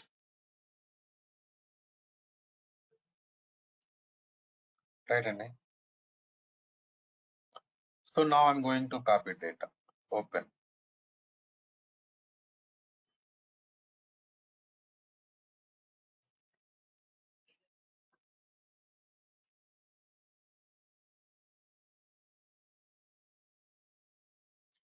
Load.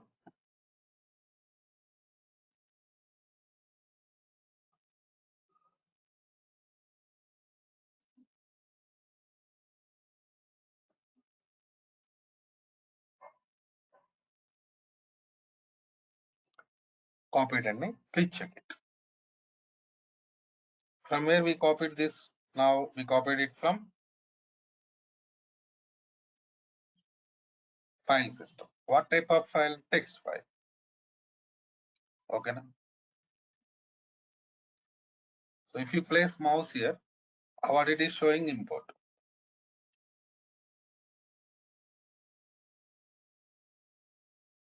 By using import only, it is copied. So this is the way.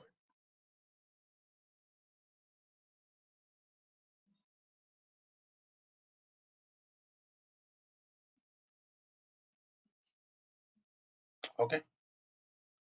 So file system, how we are going to copy data? By using import only.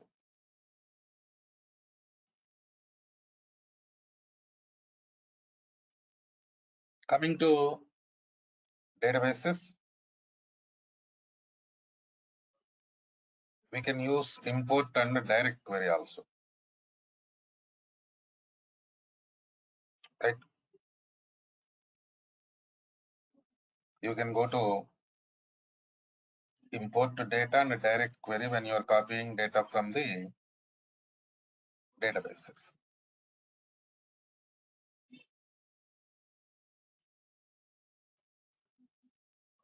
So now,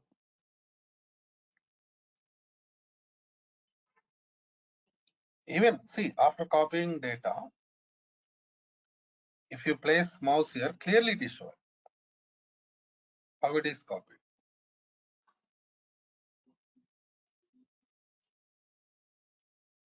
Right? And so this is overall scenario. Of course, still we have to copy data from some more scenarios, but you have to practice these things. And in the same way,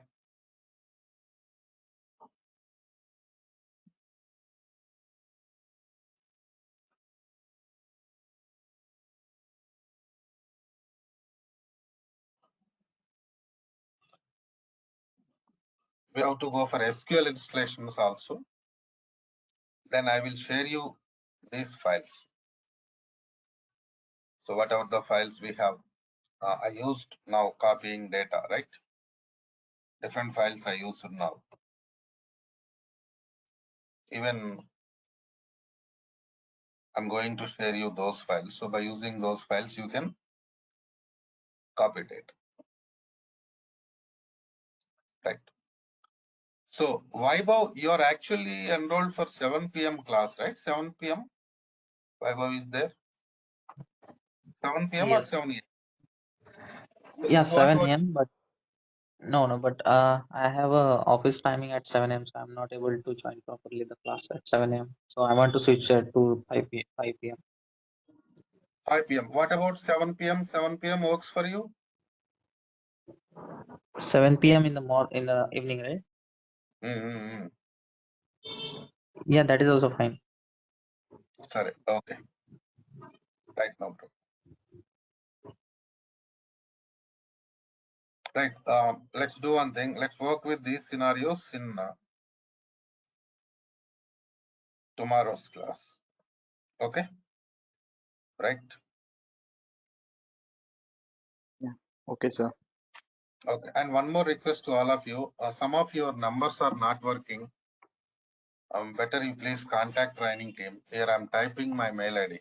If you really wants to continue this training, enroll with them, because the problem is you're not getting access to videos or anything, right? Yes. So wait, I'm giving you a number here. 720 721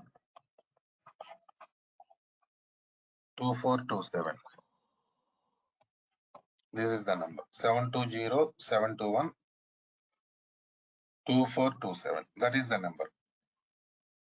Please copy that number and contact training team, because they're going to share videos, everything to participants and materials, and these files also, practical files also, and even practice databases also they are going to share. Okay, na? Right. Okay then. Bye. Okay. Bye, sir. Bye.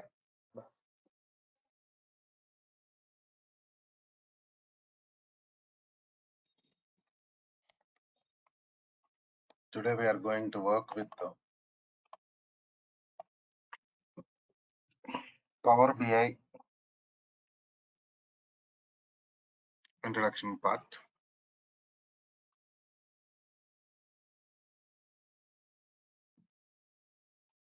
So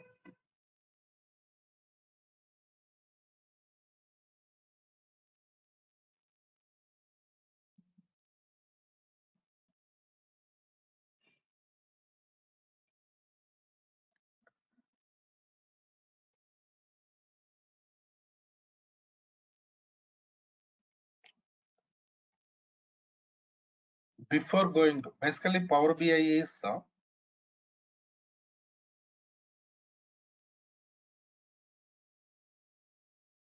data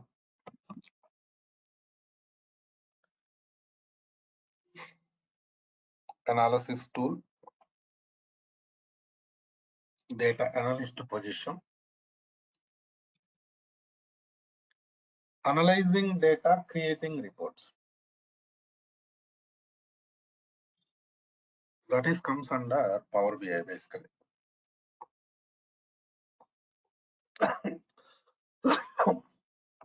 So before going to discuss about Power BI, so better to discuss some scenarios related to what is database, what is data warehouse. These things really important for us. See,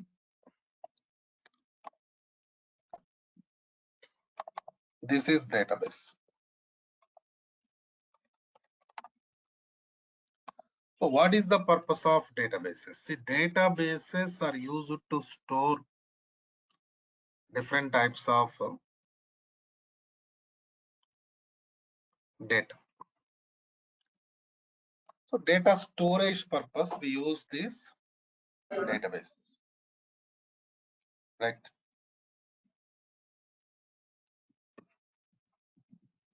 Coming to next scenario.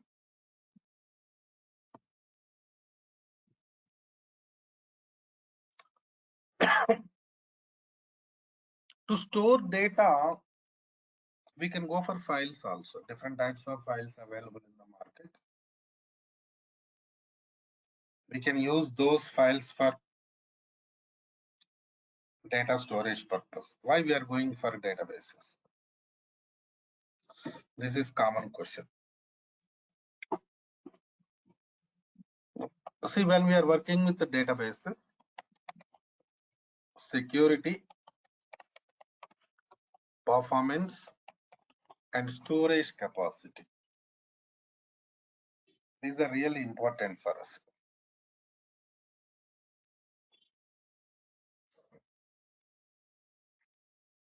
So these scenarios can be provided by only databases. File system cannot provide these scenarios. So security, data level security also. For example, you are working with some database. What about data level security?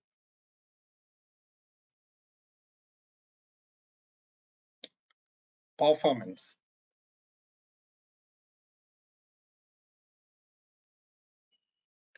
Performance means the speed, accessing speed of the databases comes under performance.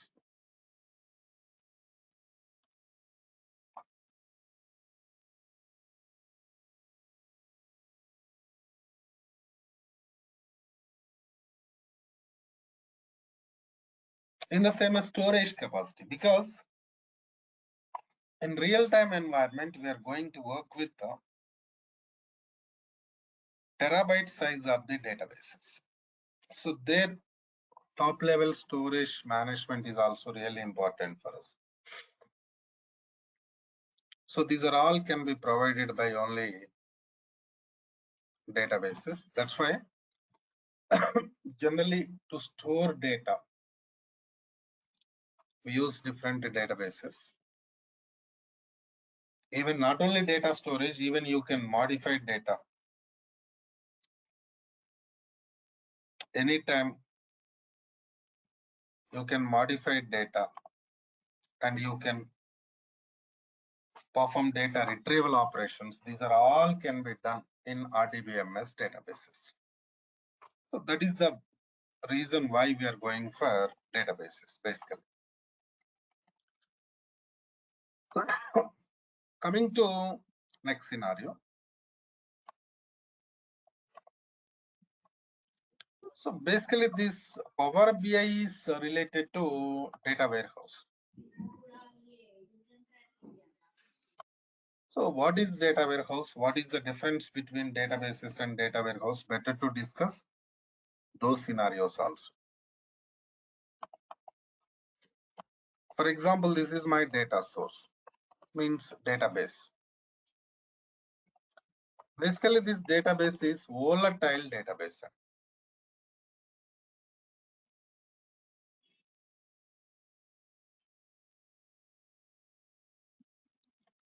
Volatile means anytime you can connect it to database and you can modify.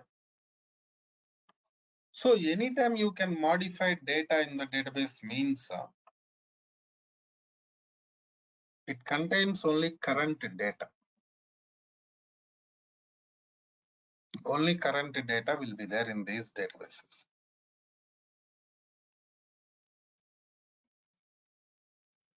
So what is the tool you are going to work? Data analysis tool, Power BI.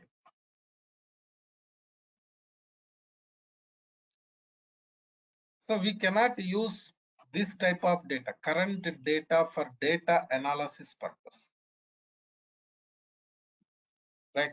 So if you are working with current data to perform data analysis, it is like, time consumption will be there. So this type of issues, performance related issues will be there. That's why we are not going to use that type of data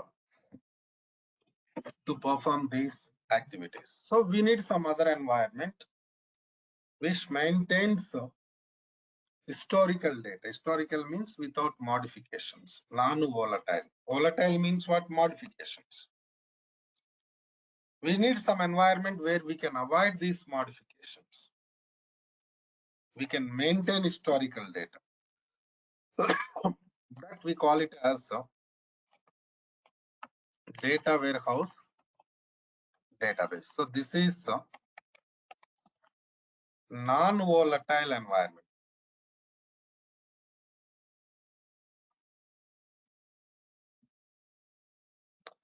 So what we are doing, we are going to copy data from data source to data warehouse environment.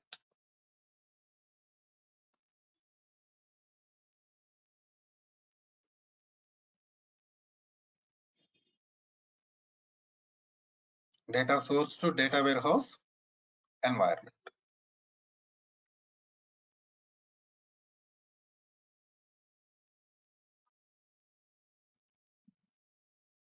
Right. And so the major difference between data source databases, and data warehouse is volatile and non-volatile. So because of non-volatile property in data warehouse environment, we store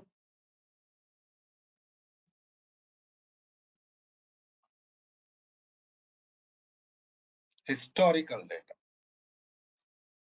So that is required for us to perform data analysis.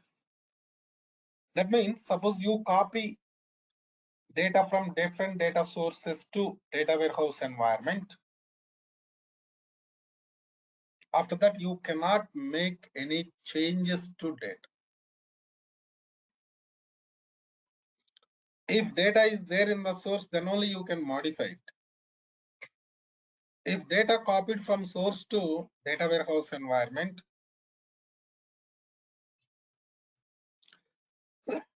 you cannot make any modifications.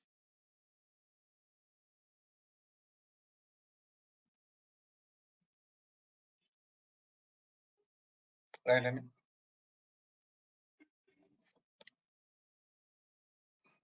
So data warehouse environment is especially for data analysis purpose, report creation purpose. Okay, that is data warehouse. So now my next question is, I said like Power BI is related to data warehouse.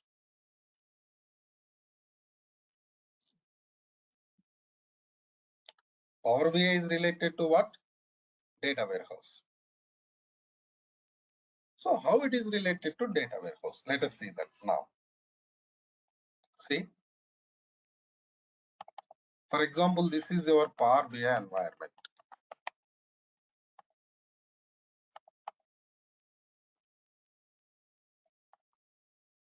So what are the operations we are going to perform in Power BI from the beginning? From the beginning, what type of operations we are going to perform in Power BI? Copy data. In the beginning, we are going to copy data from different data sources to Power BI environment.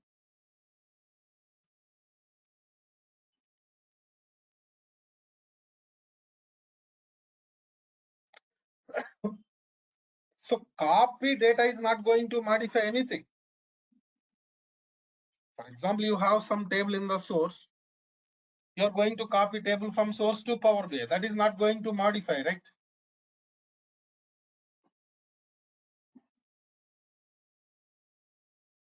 So copy data is not going to make any changes to your database. Non-volatile.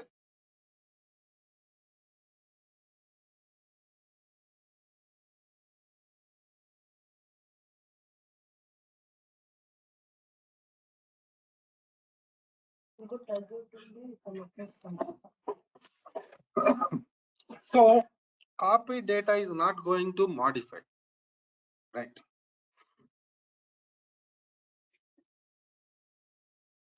Next scenario.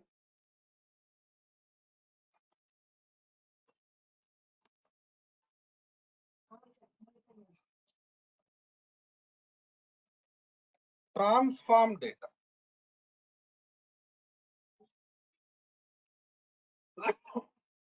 Generally transform data, next DAX, next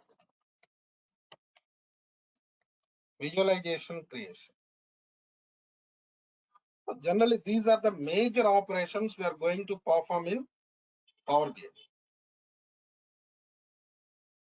Okay, fine. But the thing is, Power BI also non-volatile environment only. We are not going to make any changes to data even in Power BI. But when I'm talking about copy data, transform data, DAX data, you feel like data is going to modify. That is not correct. I'll tell you the reason. Copy data I already explained. Transform data. Basically, we use transformations to bring the data into required format. See, Simple scenario.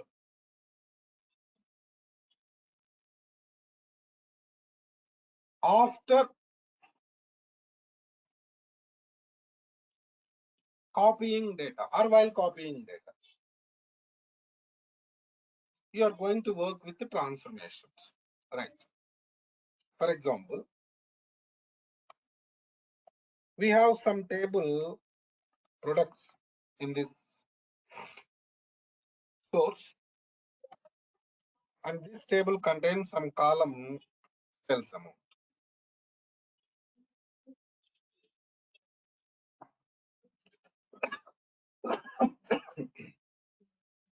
Now,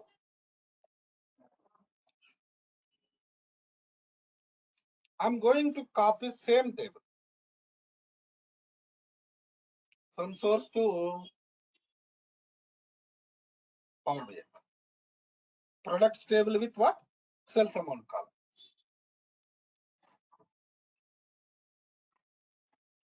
Okay, na?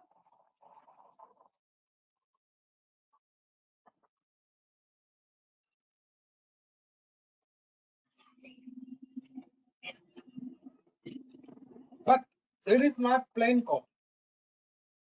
So plain copy directly copy and save. That's all.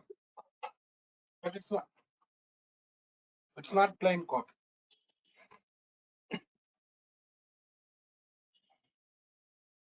We have something different requirement here. Suppose sales amount is greater than 3,000, then only copy.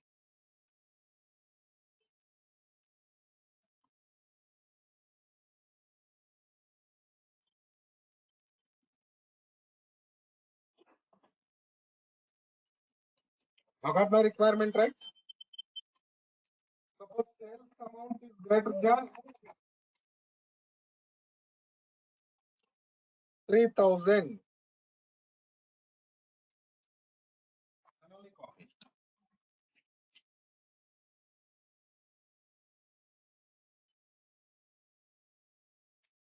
Otherwise, don't copy. Then what to do? I write some condition.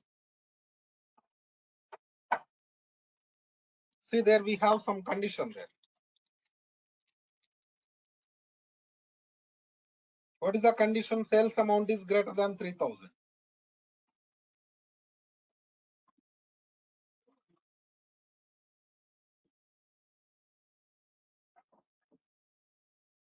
By writing this condition, we are going to copy data, required data.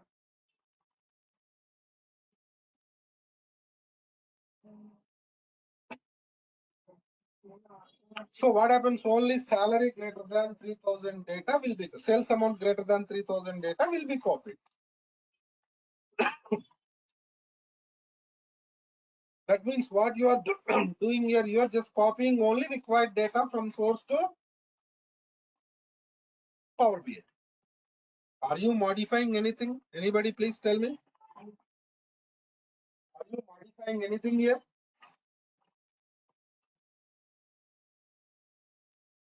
No, we are not modifying anything.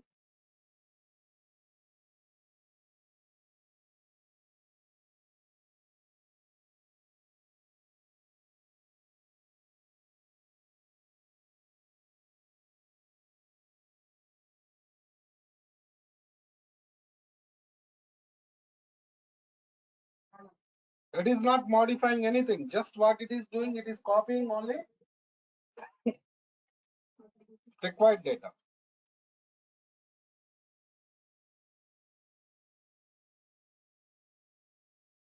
So it is non-volatile operation. So this type of operations are comes under transformations. What it is? Transformation. Right? And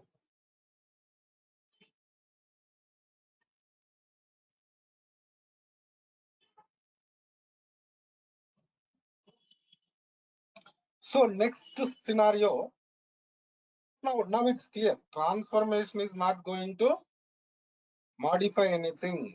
This is only for data transformation purpose. I mean, bring data into required format purpose only. No doubt. Right?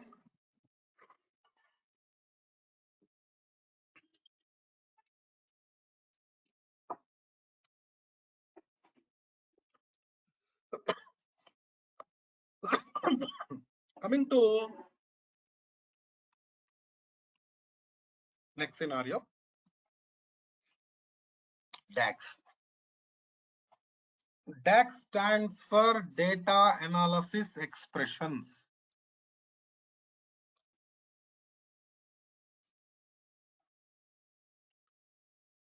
Formula language. We use DAX for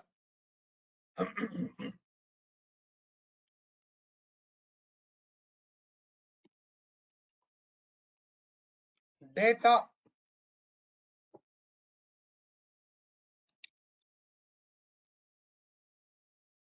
related calculations purpose. Right? In databases, we are going, not databases, in Power BI environment, we are going to perform calculations. Different types of calculations we are going to perform.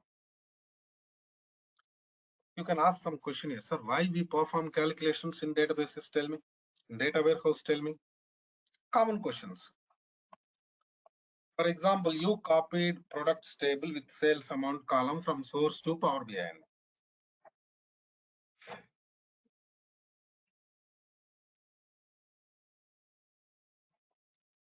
So now you are going to create some report. See, what is the final scenario we are doing in Power BI? Report creation only, dashboards creation only, right? Finally, in Power BI, what we are going to do, tell me, reporting. Report creation, dashboard creation, we are going to do. Right? Okay, fine. You copied data, you transformed it. Now you are going to create some report.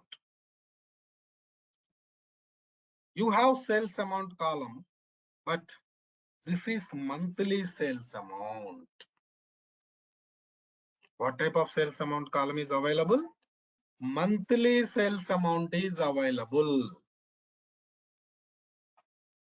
But your report, you need yearly sales amount. Sales amount into 12.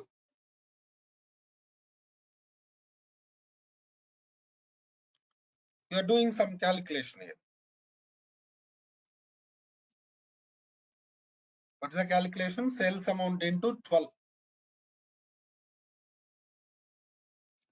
Because you need annual sales amount to create report. You don't have annual sales amount in our environment. You have only monthly sales amount. So you have to do some calculation. So doing like this. But we do this calculation by using DAX function. Right? And by using DAX functions only, we are doing these calculations.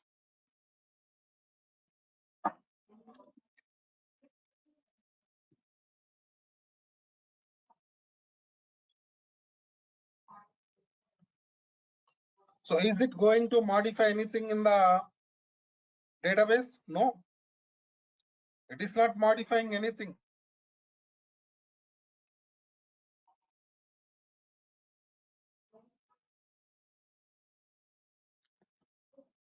So totally what I'm trying to explain, Power BI is pure data warehouse environment.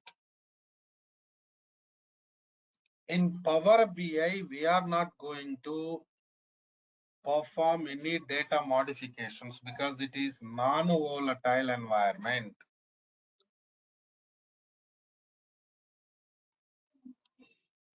You just perform copy data, transform data, DAX data, any type of operations.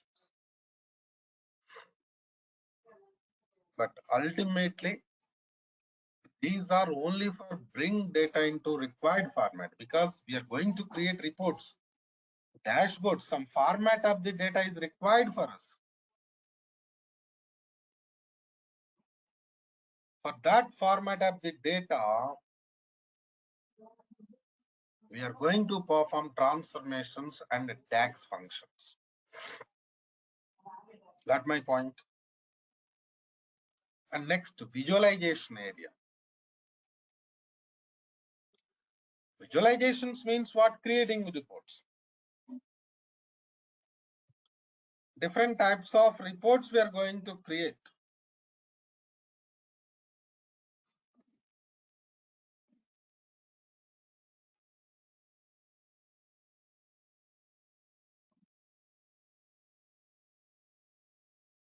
Right? In the same way, need more clarity on this Power BI environment, what we are going to do. Your voice is breaking, sir. How is it now? Is it okay now?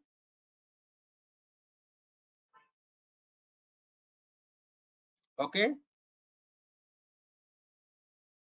Yes, sir, it is fine now. Right. So generally in Power BI environment, we are going to work with the different scenarios like this. Right. And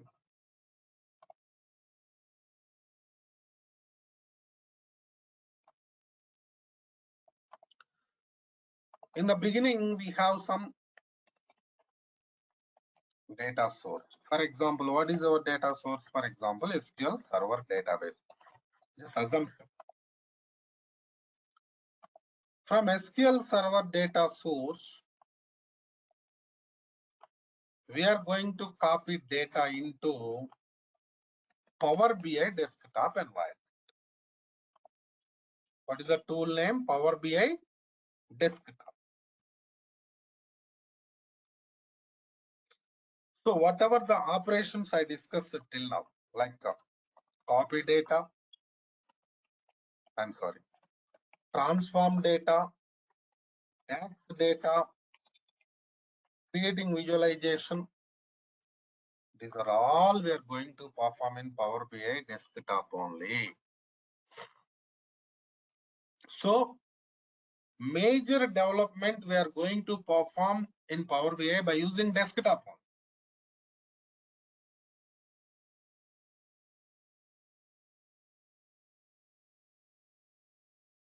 So after finishing your development here, you are going to publish your work.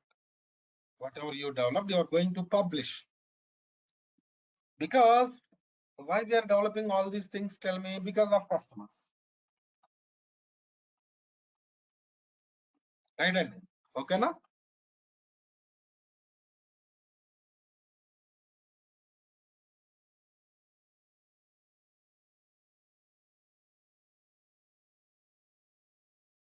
To share customers, we are going to do these development activities.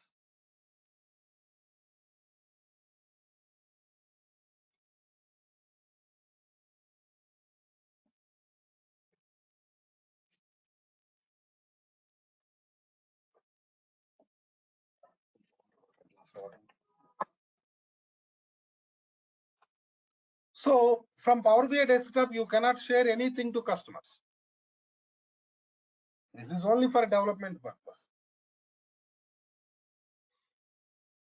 So after finishing development, you're going to publish. Your published work is going to store in Power BI service center. From Power BI service, we are going to share them to customers.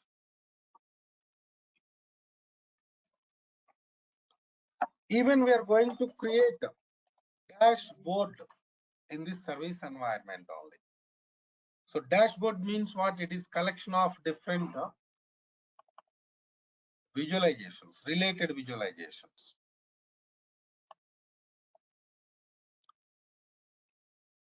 So this is a user environment, end user environment. Some application will be there, some other environment will be there. Now what you are doing, you are developing these things here, you are going to publish them to service, right? And from service, you are going to share them to users.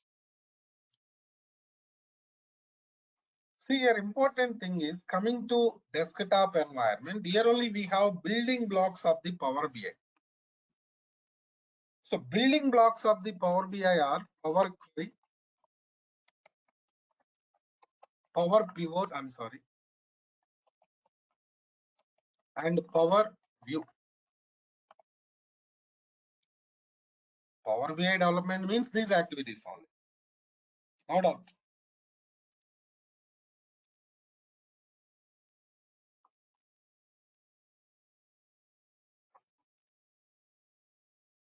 Power Query, Power Pivot, and Power View.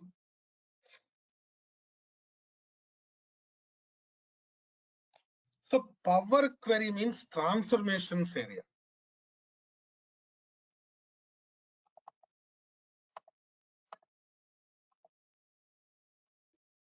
This is transformation area. Power Pivot means DAX. DAX, data modeling, creating relationships between tables, defining cross filters. These are all comes under Power Pivot. So this area is purely related to data operations. That's why we say copy data, transform data, DAX data. We are going to perform these tasks directly on data. Because before going to create report, you have to bring data into your required format. Because see, you are working with some scenario, some project means some requirements will be there, right? Based on requirements only, you are going to work.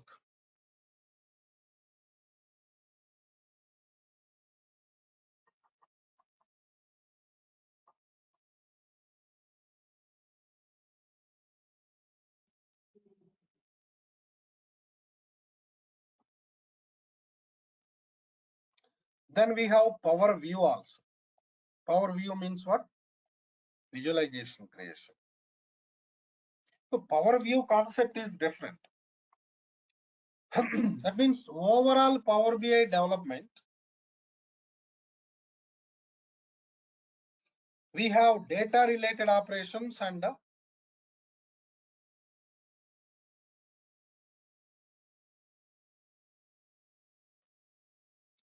visualization creation operations.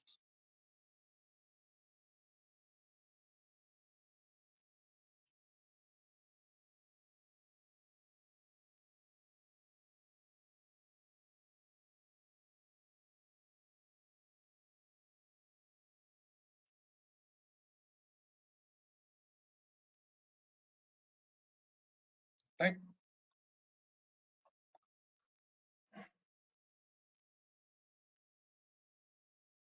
So now coming to next scenario, prerequisites. What are the prerequisites there for this training?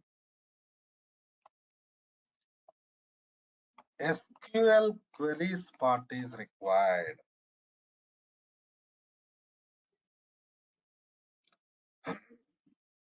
Transformations, DAX, purely coming from SQL queries part. No doubt.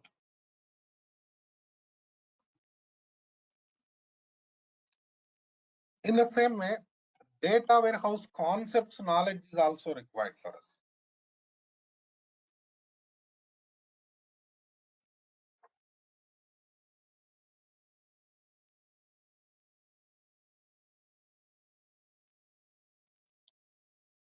See, SQL queries we are going to discuss in this training only. Data warehouse concepts also we are going to discuss in this training only.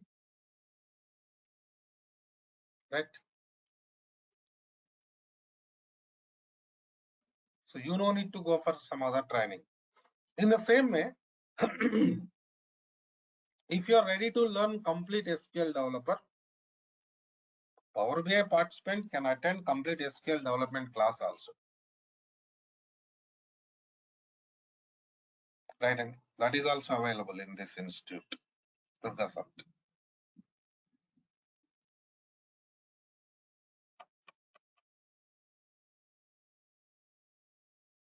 Clear? But remember, you go for data warehouse or database related scenarios, whatever it. Database development or data warehouse.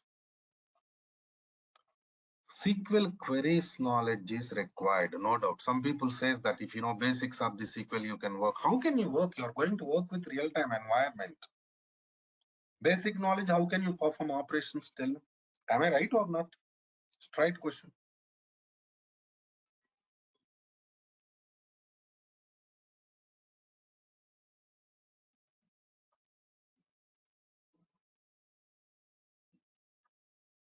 Got my point.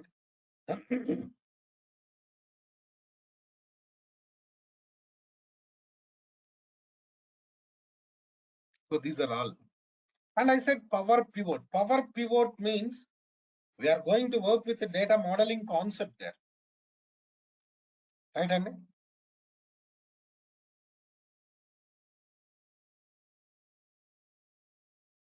Data modeling concept means we are working with fact table, dimension tables concepts. Because see, those concepts are coming from data warehouse. Because in the beginning, we started with the data warehouse. Of course, database we started, then we discussed about data warehouse. So to work with some scenarios of the Power BI, we need data warehouse concepts. That's why we are going to work with those things also. So these are the prerequisites. We are going to discuss prerequisites in this training only, no doubt.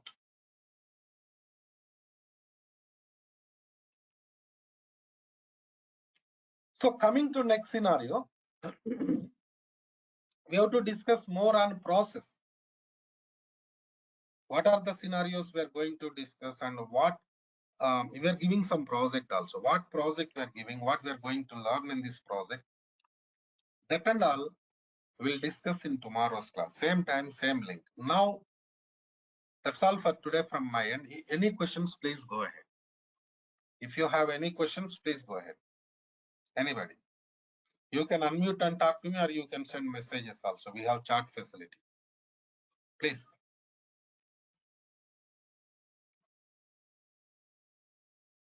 Tomorrow's class, I'm going to discuss more on these things, somewhat related to real-time scenarios also. I'm going to discuss in tomorrow's class. Please go ahead. Any questions, please?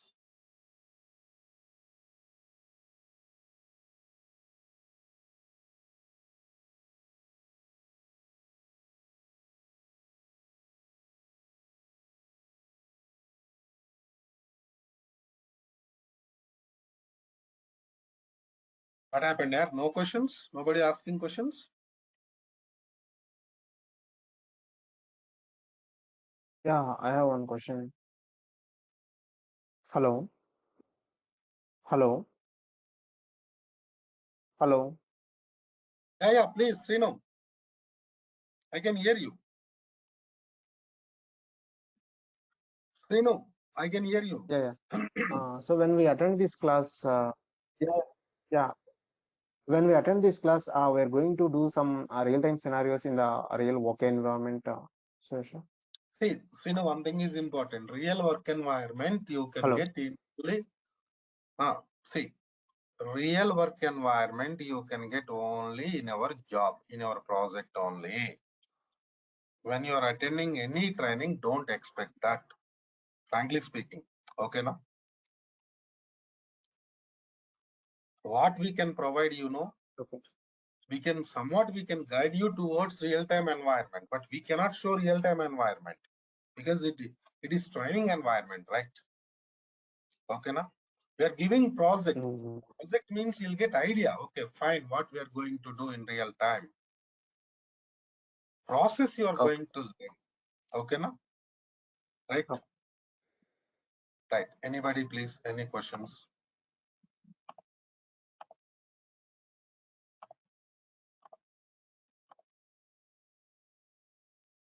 Any?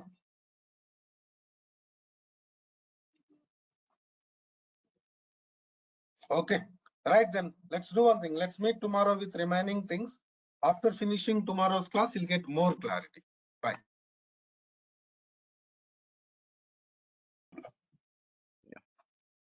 Let's connect it to project.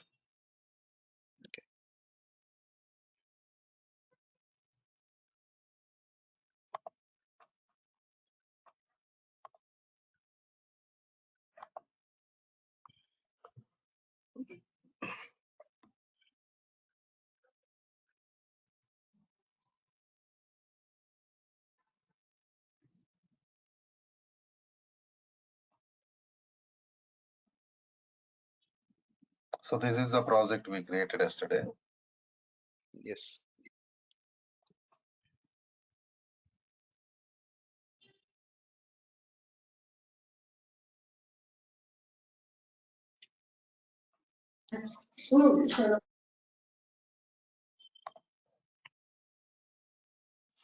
So in this project, we copied data from different tables, and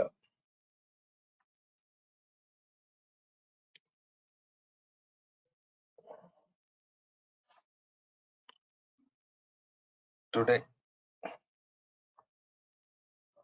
we are going to work with this concept, enter data concept.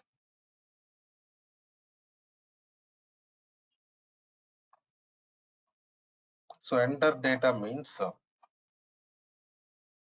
like this, directly you can go for input data. Suppose ID, e-name, salary, like this.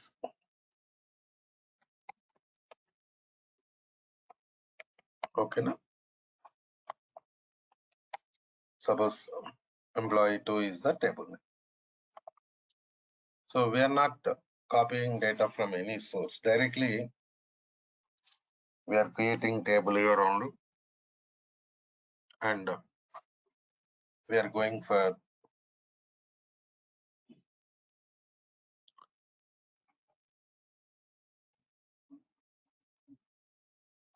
data rate. See this. So if you want to check the data, what to do? Go to data view, left side. See this.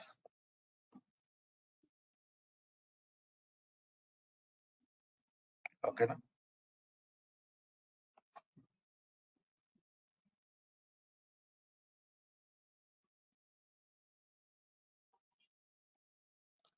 So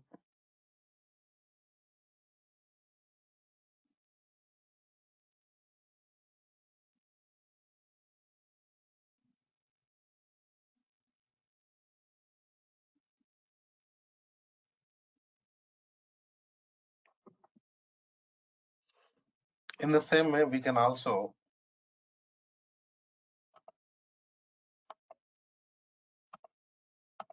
copy data from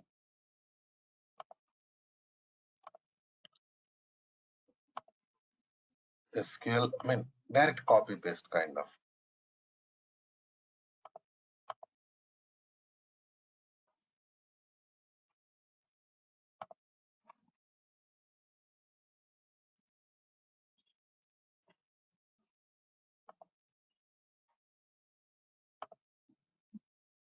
You select database here.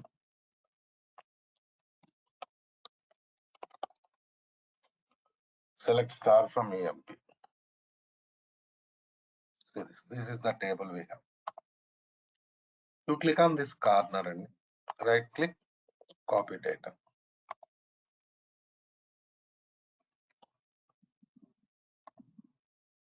Okay. You can go to this environment. Here, go to home tab, enter data. Right click and paste.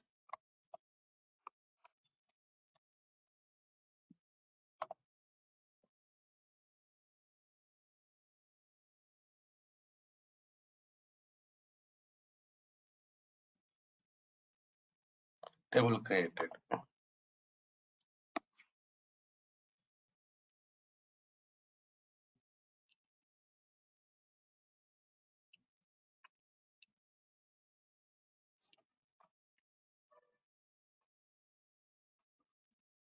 Okay. No? Even like this also, we can do this scenario. Right. And so find out the difference, what we are doing here and how we are copying data from different sources to Power BI environment.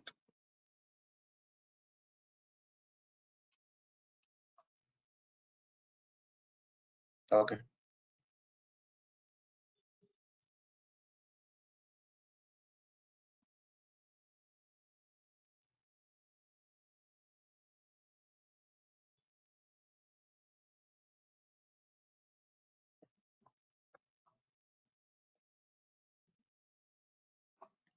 So this is the way like how we copy from different sources to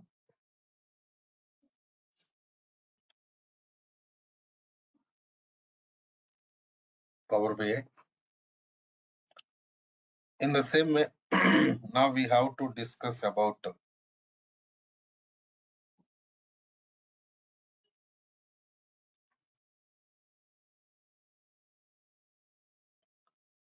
refresh concept.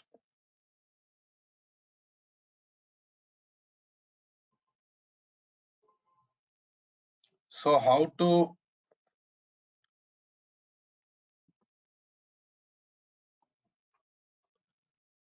work with the refresh? See this, you go to department 1 table. We copied this table by using import. See, if you place mouse here, you can see import concept. Right. And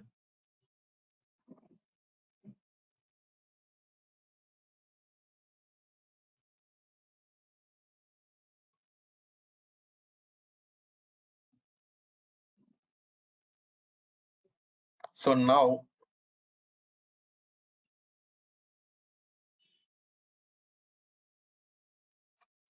I'm going to modify something in the source. Suppose select star from department 1 table, no data.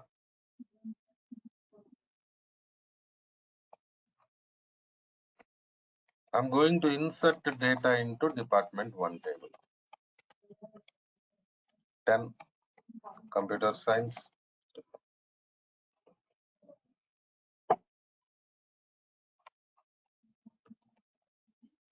Hyderabad. So this row inserted into table. That means table modified in the source, right? Andy? Okay, now please check. So now this modification copied from source to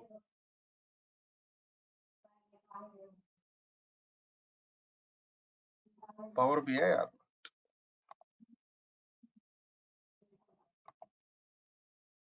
change the tables and check it.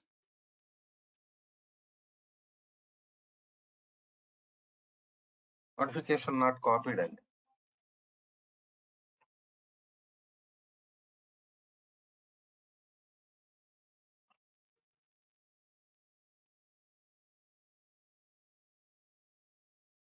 so now I want to copy this modification from source to Power BI. What to do?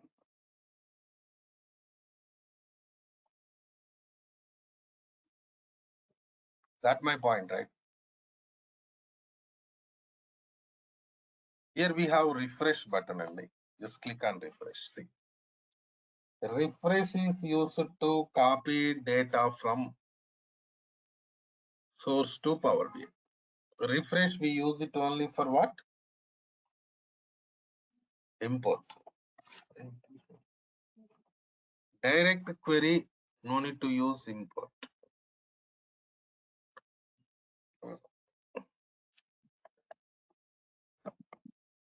Let's finish it.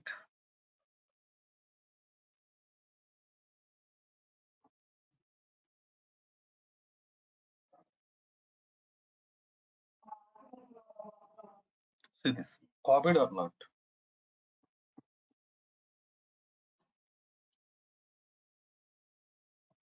Right, Andy?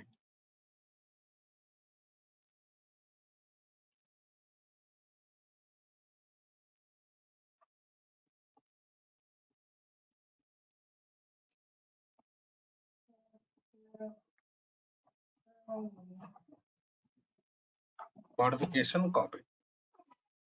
That is refresh option. So these are the ways, different ways to copy data from different data sources to Power BI. In the same way, how to copy modifications from source to Power BI. These are all different things. And coming to next scenario. After finishing copy data,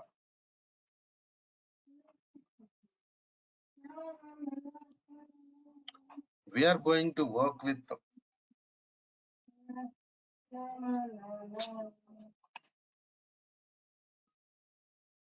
transformations, how to transform data. Let's go to this window, transform data window. Right? And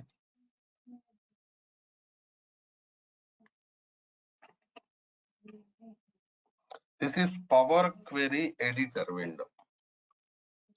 Left side you can see queries. Queries means tables. In Power Query Editor, we call tables as queries. Coming to right side, you can see applied steps. So you are going to perform transformations means you are going to perform some scenarios. So it shows there whatever the scenarios you performed. So generally we are going to save them. So you can see save button, or you can also use Control S.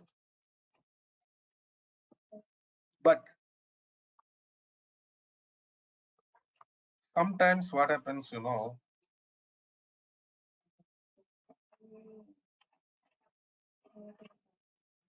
we can cancel. Okay.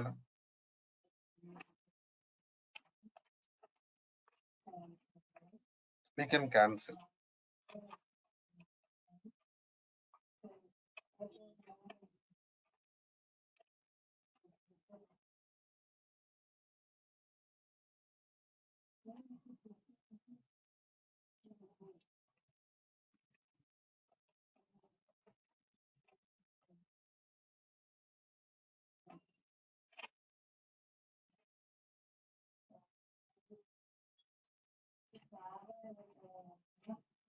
And coming to next scenario.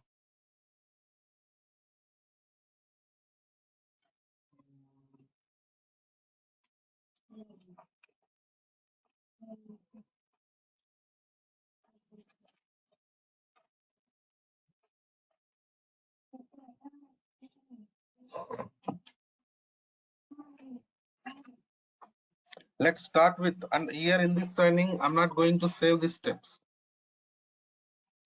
I'm going to perform this step and then I'm going to cancel. But in real time, we are not going to cancel. Every step maximum we are going to save. Okay, now practice purpose, I'm going to. So here we have right click, just take right click on query, table. You can see properties, copy, paste, delete, rename. So these are common scenario, just leave it. But here we have enable loaded. Those things also I'm going to work. I'm not skipping anything. Okay, now? Right. So read that message. So disable means this table cannot be used in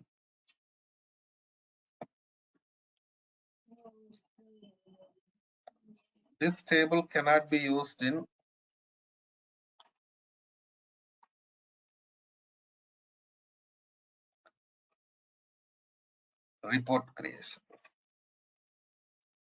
Suppose there is some table, you don't want to use the table in the report creation, you can disable like this. But my question is different. I'm not going to disable because I'm going to use this table, I think. But now my question is different. My question is,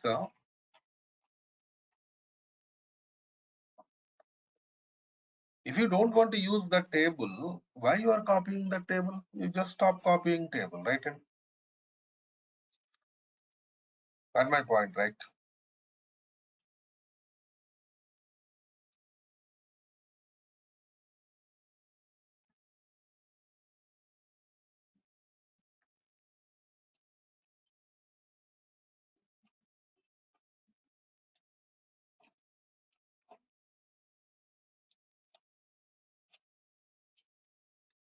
But see, sometimes what happens, I told you in the beginning, we are going to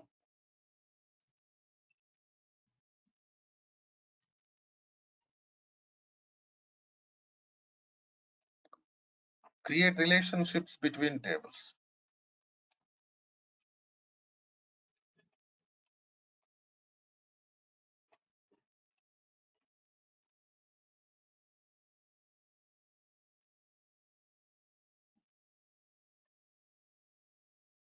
Right? And so some scenarios, what happens, you copied some tables from source to Power BI.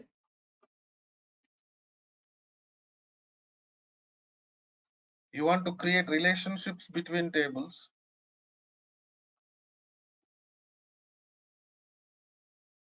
But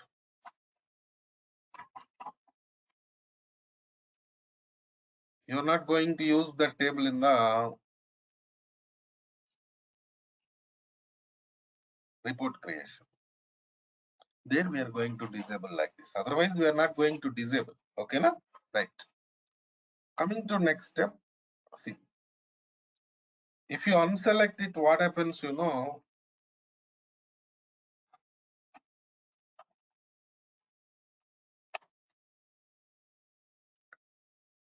this table will not be included in refresh. You just unselect it and click on refresh button. Then this table will not be refreshed.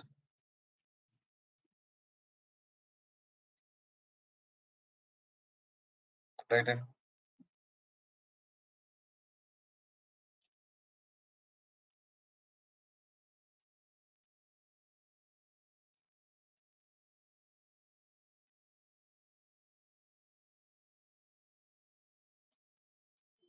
so next, duplicate. Just creating duplicate table. You're working with some table, you can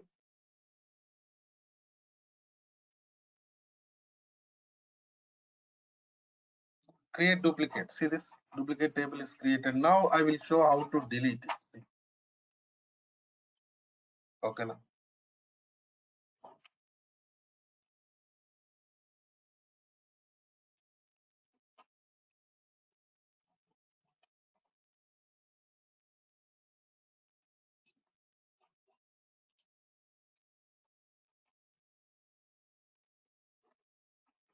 So coming to next scenario, here also we have some other scenarios which we are going to discuss in the coming sessions. But now let's go to this advanced editor.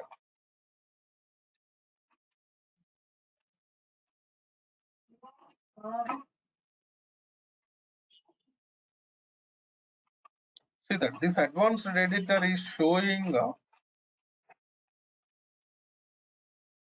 source details. Please check it. What is our source server name? What is our source database name? It is showing clearly.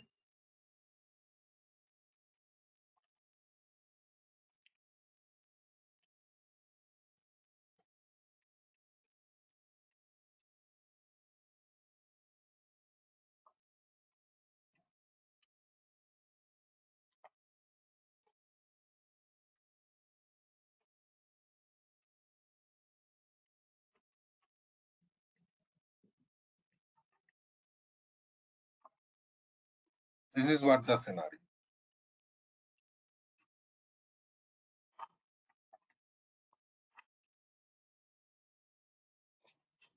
In the same way,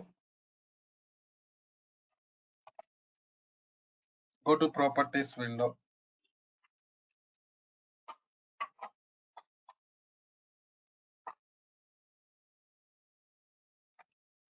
What it is showing? Again, same scenario it is showing. Properties window also showing same enable, load, refresh. So these things only it is showing. Okay. Na?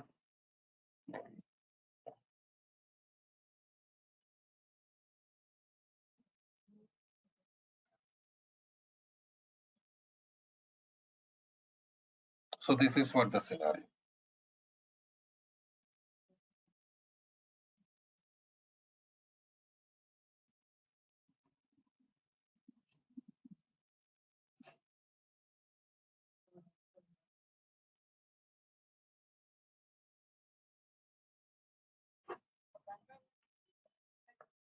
Hello.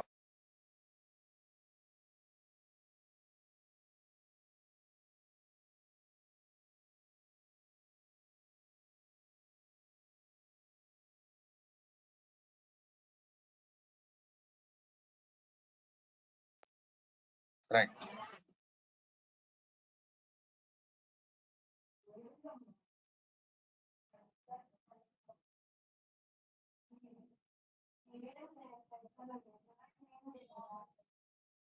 So these are the properties we have for our queries. After that, here we have different columns: employee number, employee name, hire date.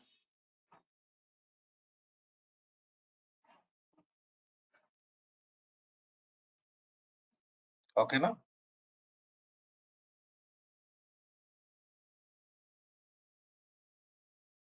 So open this employee number drop down because employee number is number family. You can see some scenarios here.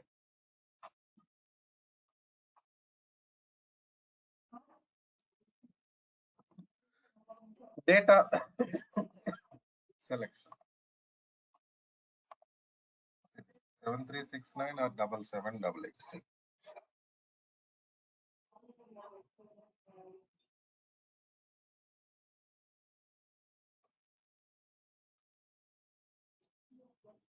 I mean, you can select required data. See, it was showing step, but I cancelled that step. Okay, now.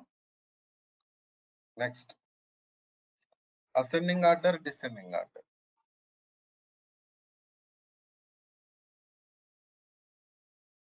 So what happens? Sort.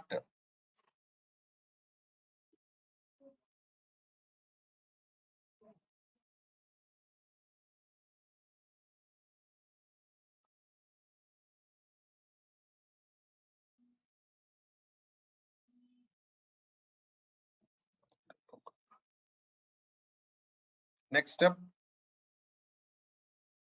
remove empty.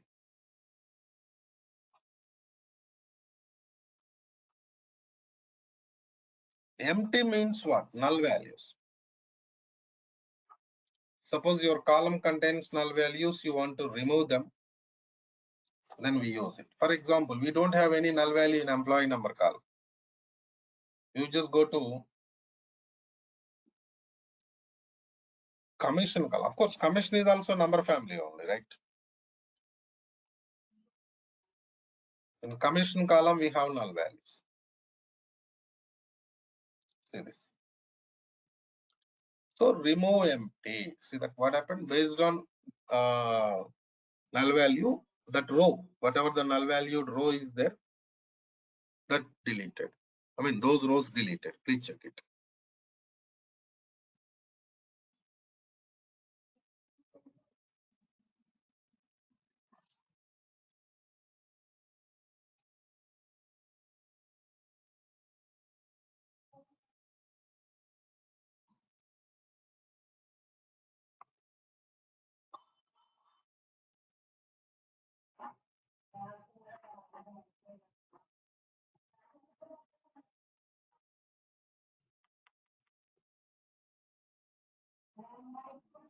So next, go to number filters.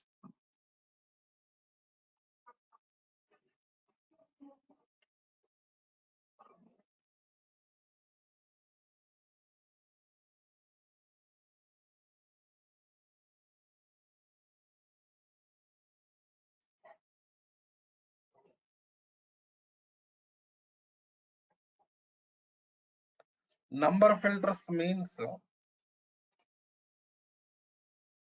operators.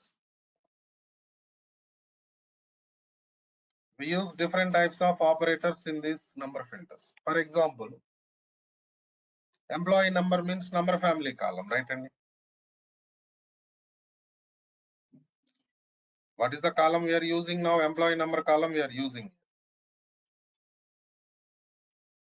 Employee number is number family, right?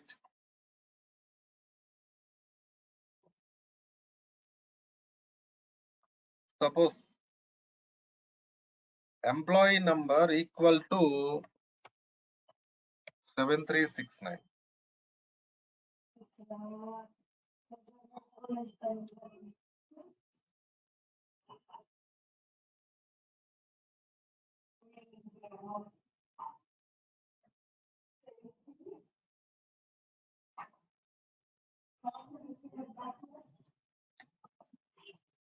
In the same way, suppose equals to 7788. Different employee numbers I'm using. But here important thing is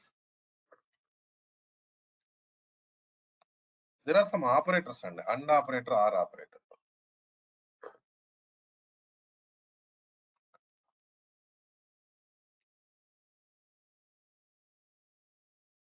When we use and or operators, what is the difference between and or operators?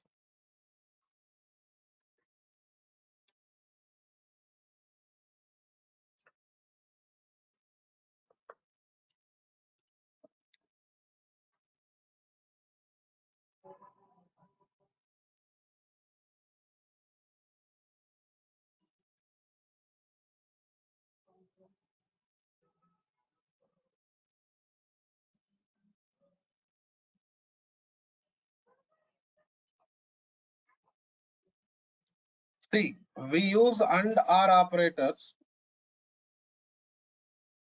when we are working with multiple conditions in the query.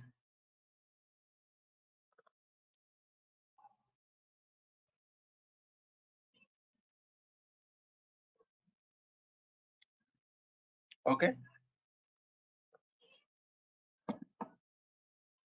Coming to next scenario.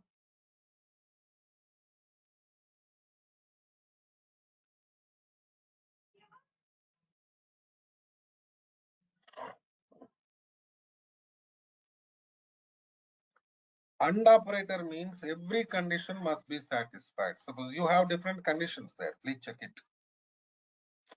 Right, and you have different conditions there. Please check. And you separated them by using and operator, right? And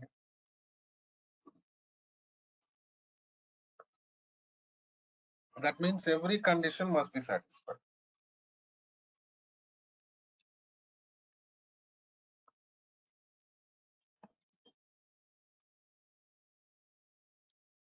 Or operator means if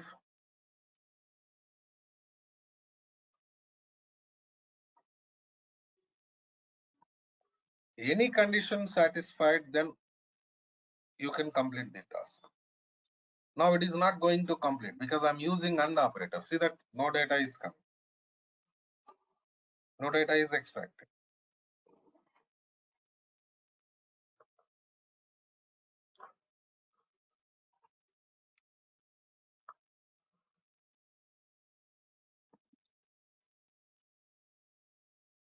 Let's do one thing. Here you can see the step applied. You open this step like this. Go for R operator. See this? Now it is working.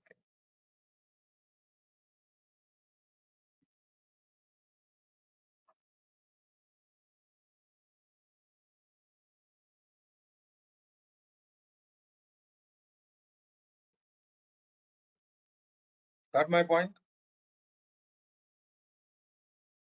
So when we are working with multiple conditions in the same scenario, we use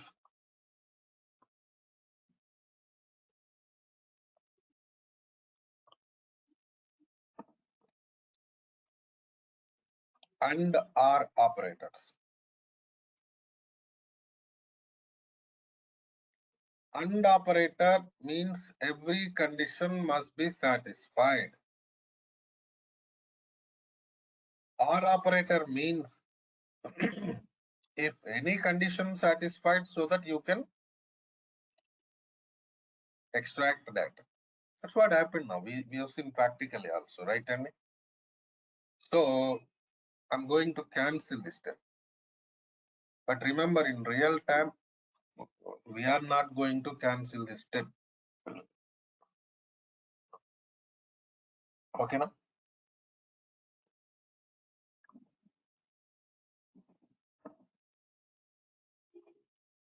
So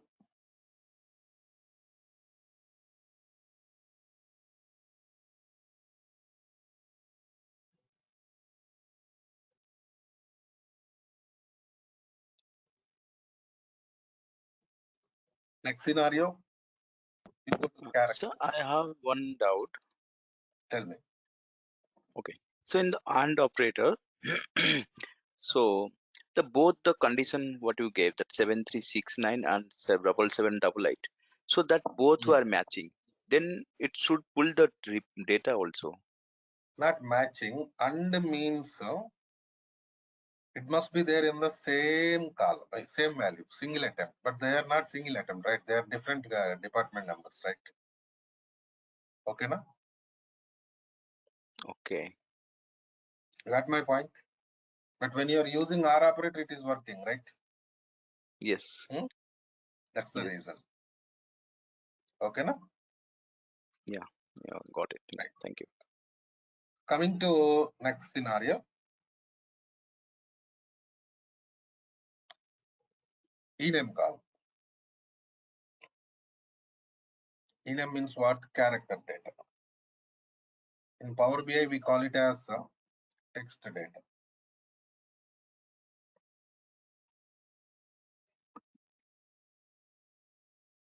Open this drop down window.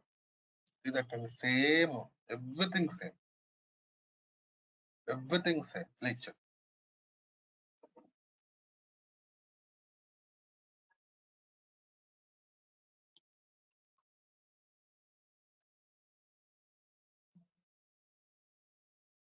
But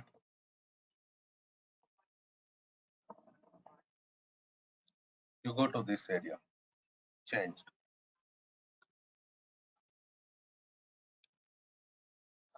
Because based on data type. What's happening here?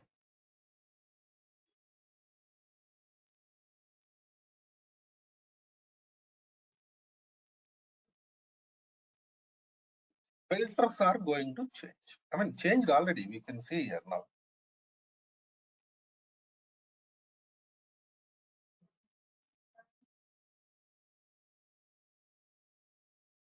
So begins with, suppose ename begins with yes and suppose contains P. See this and operator I'm using. So means every condition satisfied there. Started with yes, contains T. Please check it. Right hand.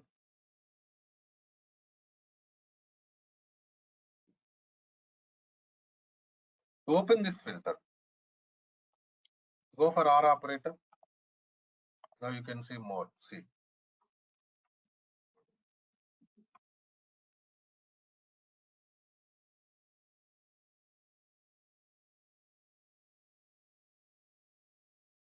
That is what the scenario.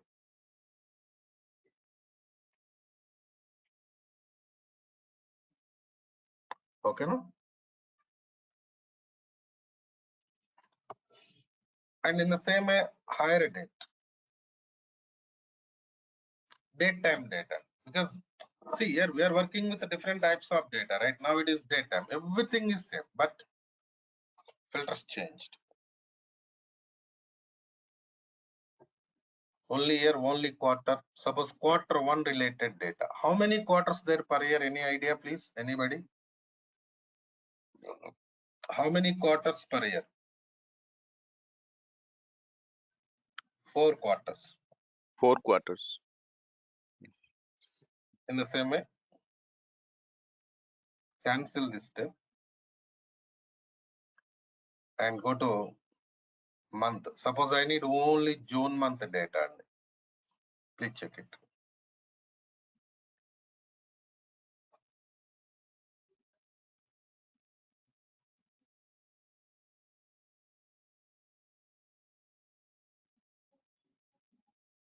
So month, week, everything based on what? Date time.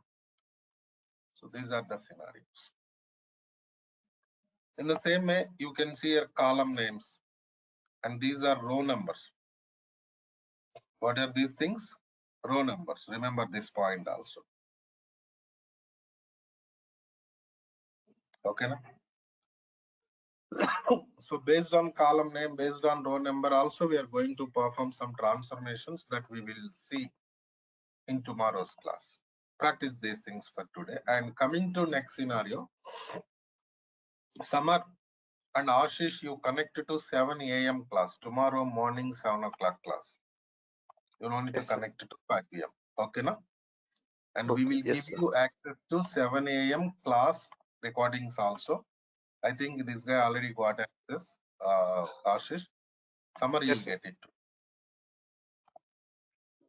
In yesterday's class, we discussed about some scenarios like complete details about the project environment and how it is going to work in real time. Every scenario we discussed in the last session, yesterday's class. And coming to next case,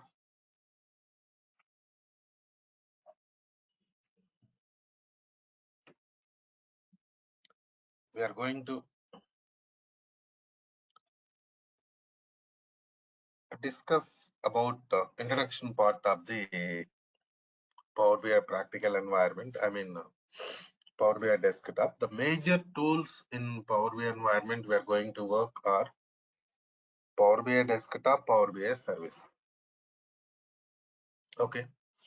So Power BI desktop is for development purpose.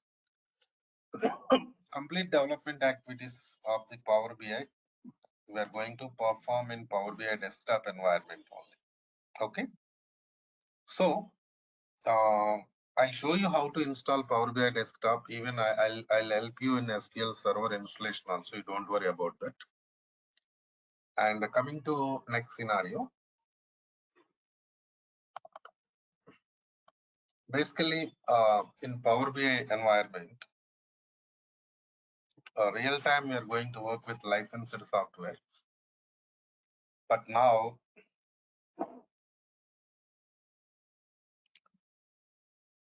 practical purpose in this training environment, we are going to work with free software. So we have different versions of the Power BI. Now, what are the versions there? Kiran, tell me, Kiran. Any questions?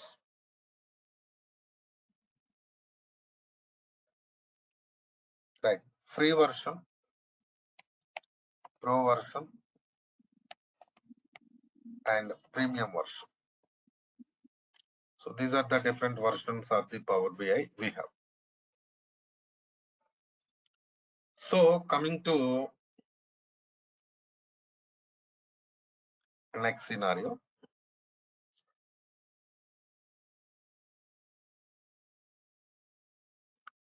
Free version, directly we can download it from official website of the Microsoft Corporation and we can use it for practice purpose. No doubt.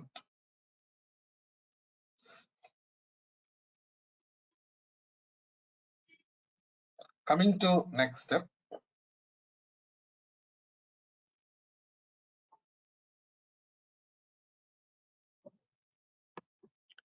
Pro version, premium version. Pro version of the SQL Server, premium version of the SQL Server, they are, licensed softwares. So generally when you are working with real-time environment, real-time project, So we are going to work with the pro version of the SQL and premium version of the SQL. Sorry, Power BI. That's okay.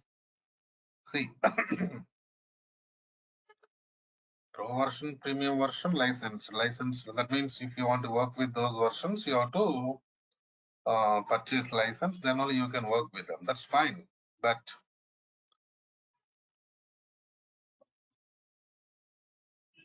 when we are going to work with the pro version and premium, what is the difference between pro version and premium version?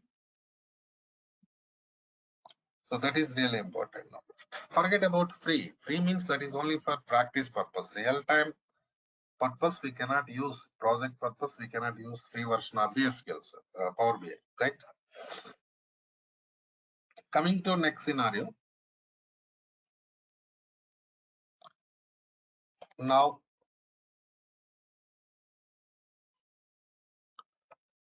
pro version, generally what happens,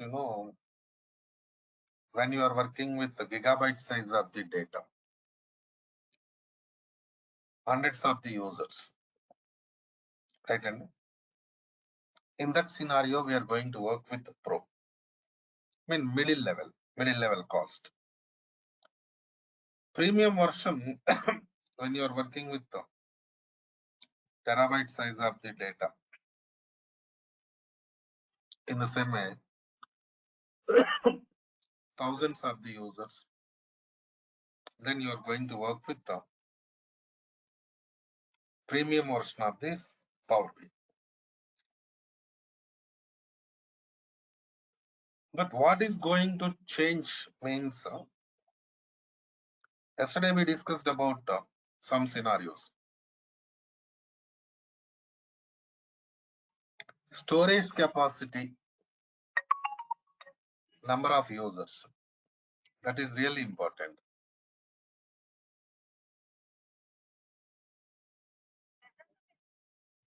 Right? Pro version, premium version.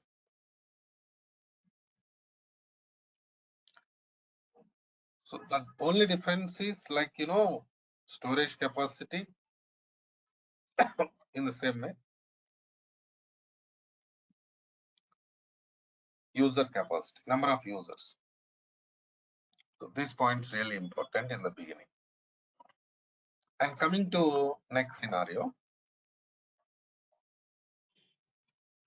Initially, you're going to create some data set. Data set in the sense of data, whatever the tables that and all you're going to copy from source to Power BI environment, we call it as data set.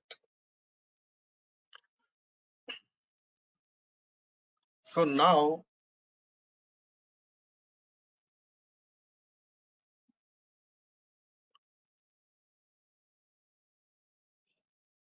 coming to next scenario.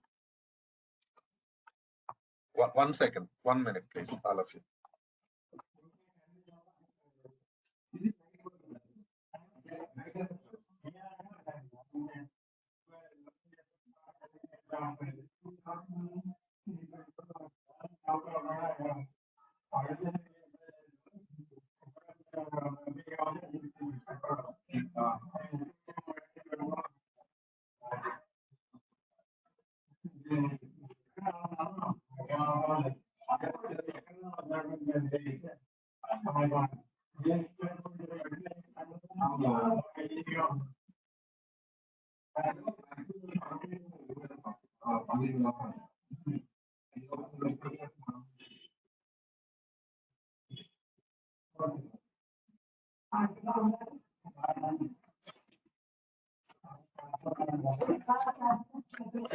Right. Coming to next scenario. Now,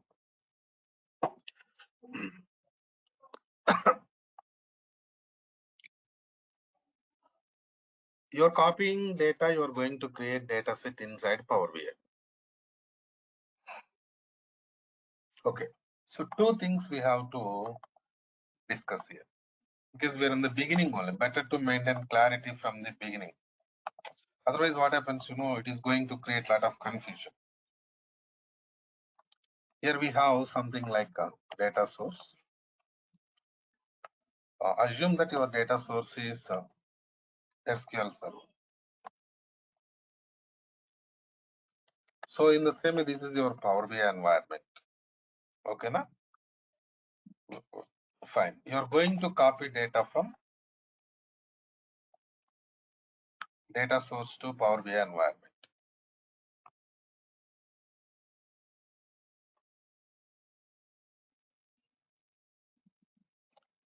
So I said like data source is SQL Server. What is SQL Server? Microsoft RDBMS database. How data is going to store in Microsoft RDBMS database is tables format. Maintain clarity. So you are going to copy data from data source to Power BI. Means you are going to copy table from data source to Power BI. Clear? Right? Even in Power BI environment also, data is going to store in the form of tables only. Right? And so now next question we can ask, like what table contains? Generally, table contains structure and data. Structure means columns, data means rows. Okay, better what is structure, what is data, that also will give you clarity. See, for example, here we have some table. Suppose table name is what? Products.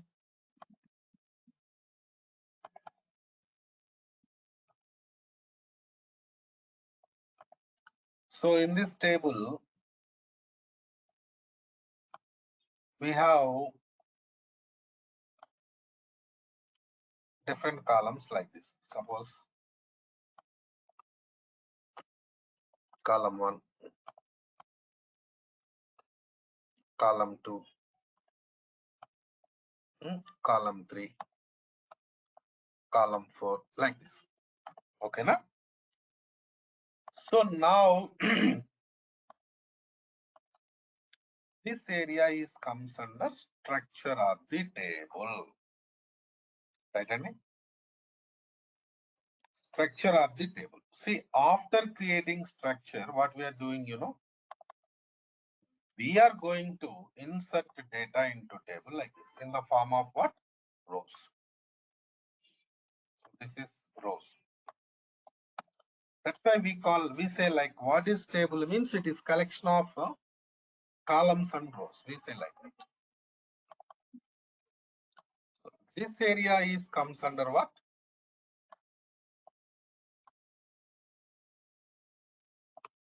Data. So this is structure of the table. This is data of the table. Structure means what? Columns. Data means what? Rows. Got my point, all of you? So maintain clarity. So now coming to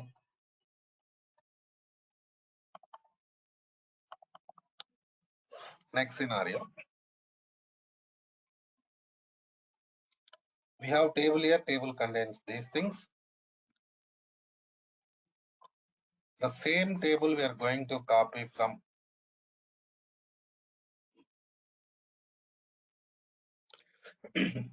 source to Power BI.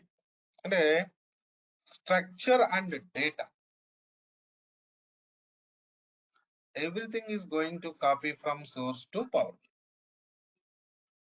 So coming to Power BI environment, we call structure as metadata, rows data as a physical data. Okay, Nene? So little terminology is going to change between your data source and the Power BI.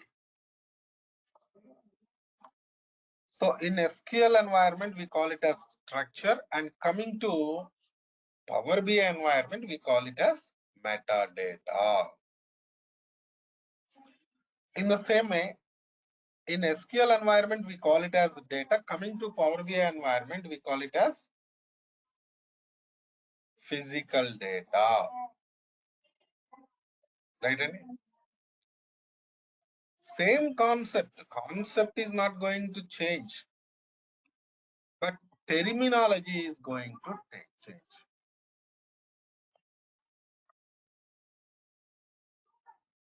Okay, na? So this is the point. Okay, that's fine. See, next question is, so format of the data. Format of the data is clear. Table only. Table contains metadata, physical data. And one more important point.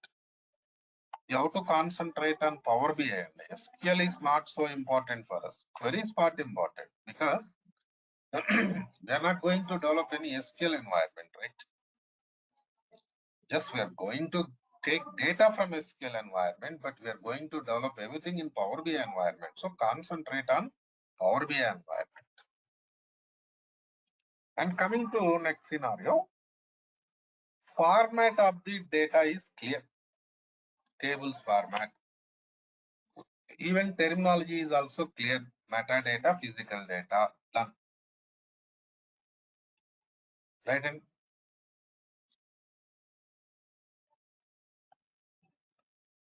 but what is storage mode? Where inside Power BI, where the data is going to store? Why I'm asking this question, you know? SQL server is database. Purpose of the SQL server is data storage only, right? And purpose of the SQL server is data storage only.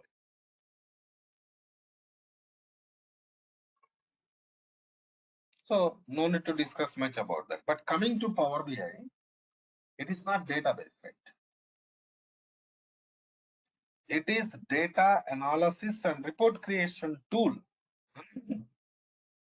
Some data warehouse tool. So in this data warehouse tool, where the data is going to store, that is important. That is my question.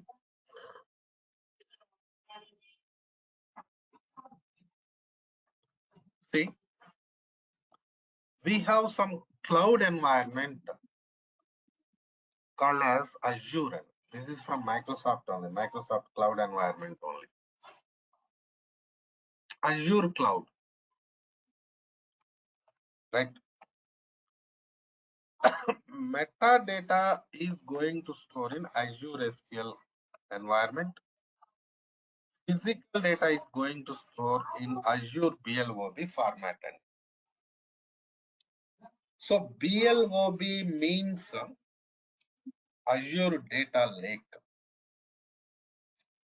Physical data is going to store in Azure blob format. Metadata is going to store in Azure SQL format. Remember, here you'll get some doubts. So we don't know anything about Azure because we are working with Power BI development only. Do I need to learn anything about Azure also? No need, because see, storage is different. Storage purpose, separate team will be there. Azure team will be there. They're going to take care of storage. So, but you should know where the data is going to store, right? I'll give you some more information about Azure SQL and Azure Blob when we are going to work with the Power BI service environment. Okay, na? Don't worry about that. And coming to the next scenario. So data related, format related, storage related, everything is clear. Now, fine. Coming to next step. Generally, you started database. Power BI development means database copy only. Without copying data, we cannot perform any operation in Power BI environment. So, Power BI development is going to start with the copy data only. No doubt.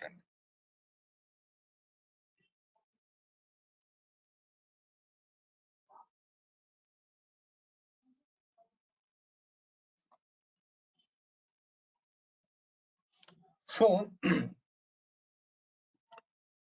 let's concentrate on copy data area. So how to copy data from source to Power BI? What are the different ways we have to copy data from source to Power BI environment? See, assume that there is some table products in the source end. What is the table name? Products. This table contains some columns, sales amount. Of course, we have some other columns also. I'm going to discuss some points related to sales amount from products table. That's why I mentioned that column name there. Fine. So now, okay, forget about sales amount. We'll discuss that later. We have some table products. So 10 rows of the data there in the table, I mean products table in the source. Now you are going to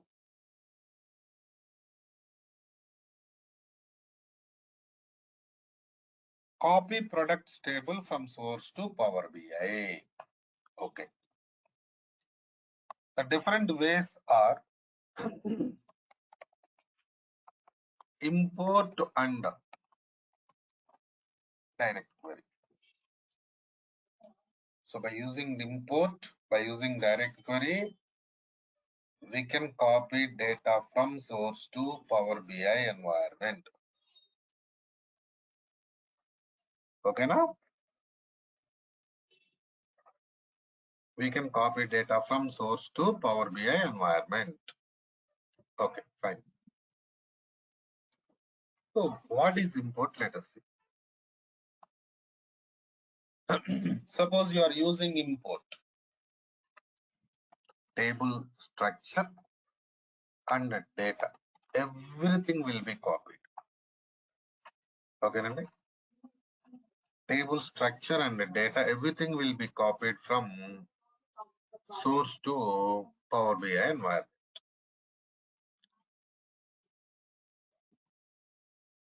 That is import. See, we can use import for databases in the same way files also. Because sometimes we store data in the form of files in the source. I mean, Power BI developer, sometimes you're going to copy data from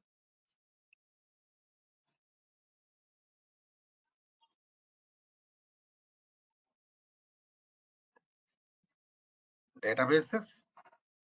Sometimes you're going to copy data from files also. Excel files, Notepad files, Word files, WordPad files. Like this, we have different types of files. Right, Annie? So whether you are going to retrieve data from databases or files, but you can use, I mean, files, you can use import. But see, if you are using import, table structure and data, everything will be copied from source to Power BI environment, and it is going to store in Power BI environment permanently.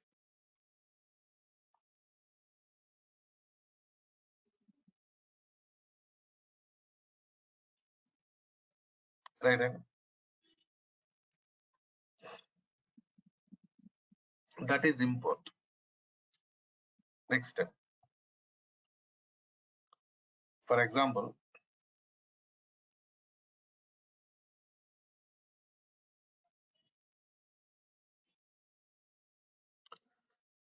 we are going to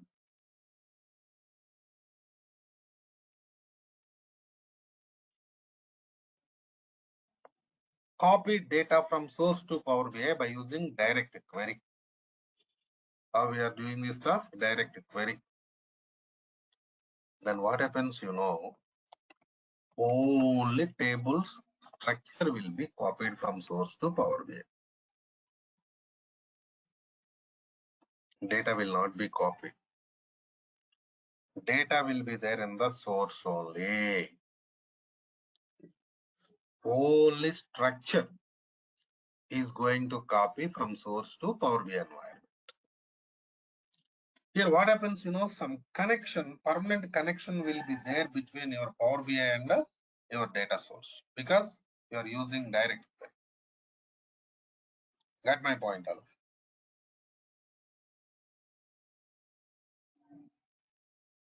So in this scenario,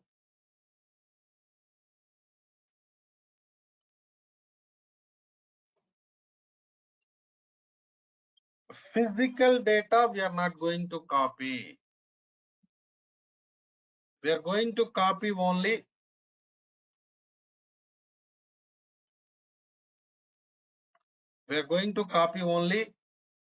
metadata.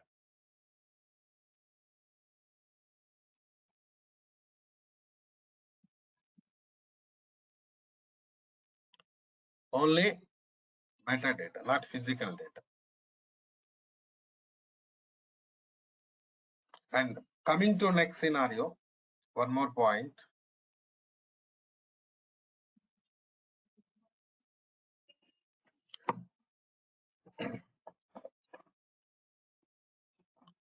Direct query can be used for only databases.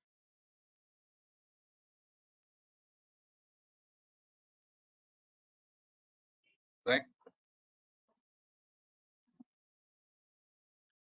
Only for databases.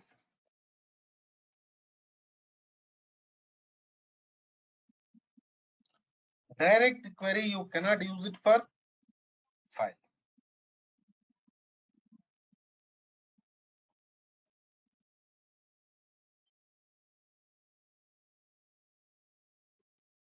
Right, Andy?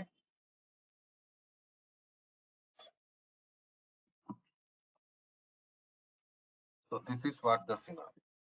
Now, okay, fine. Suppose forget about direct query for some time. Right, Andy? Forget about direct query for some time. We used import. So what happened? Table structure, data copied from source to Power BI. Fine. Okay. 10 rows there in the source table. 10 rows copied from source to Power BI environment. Right.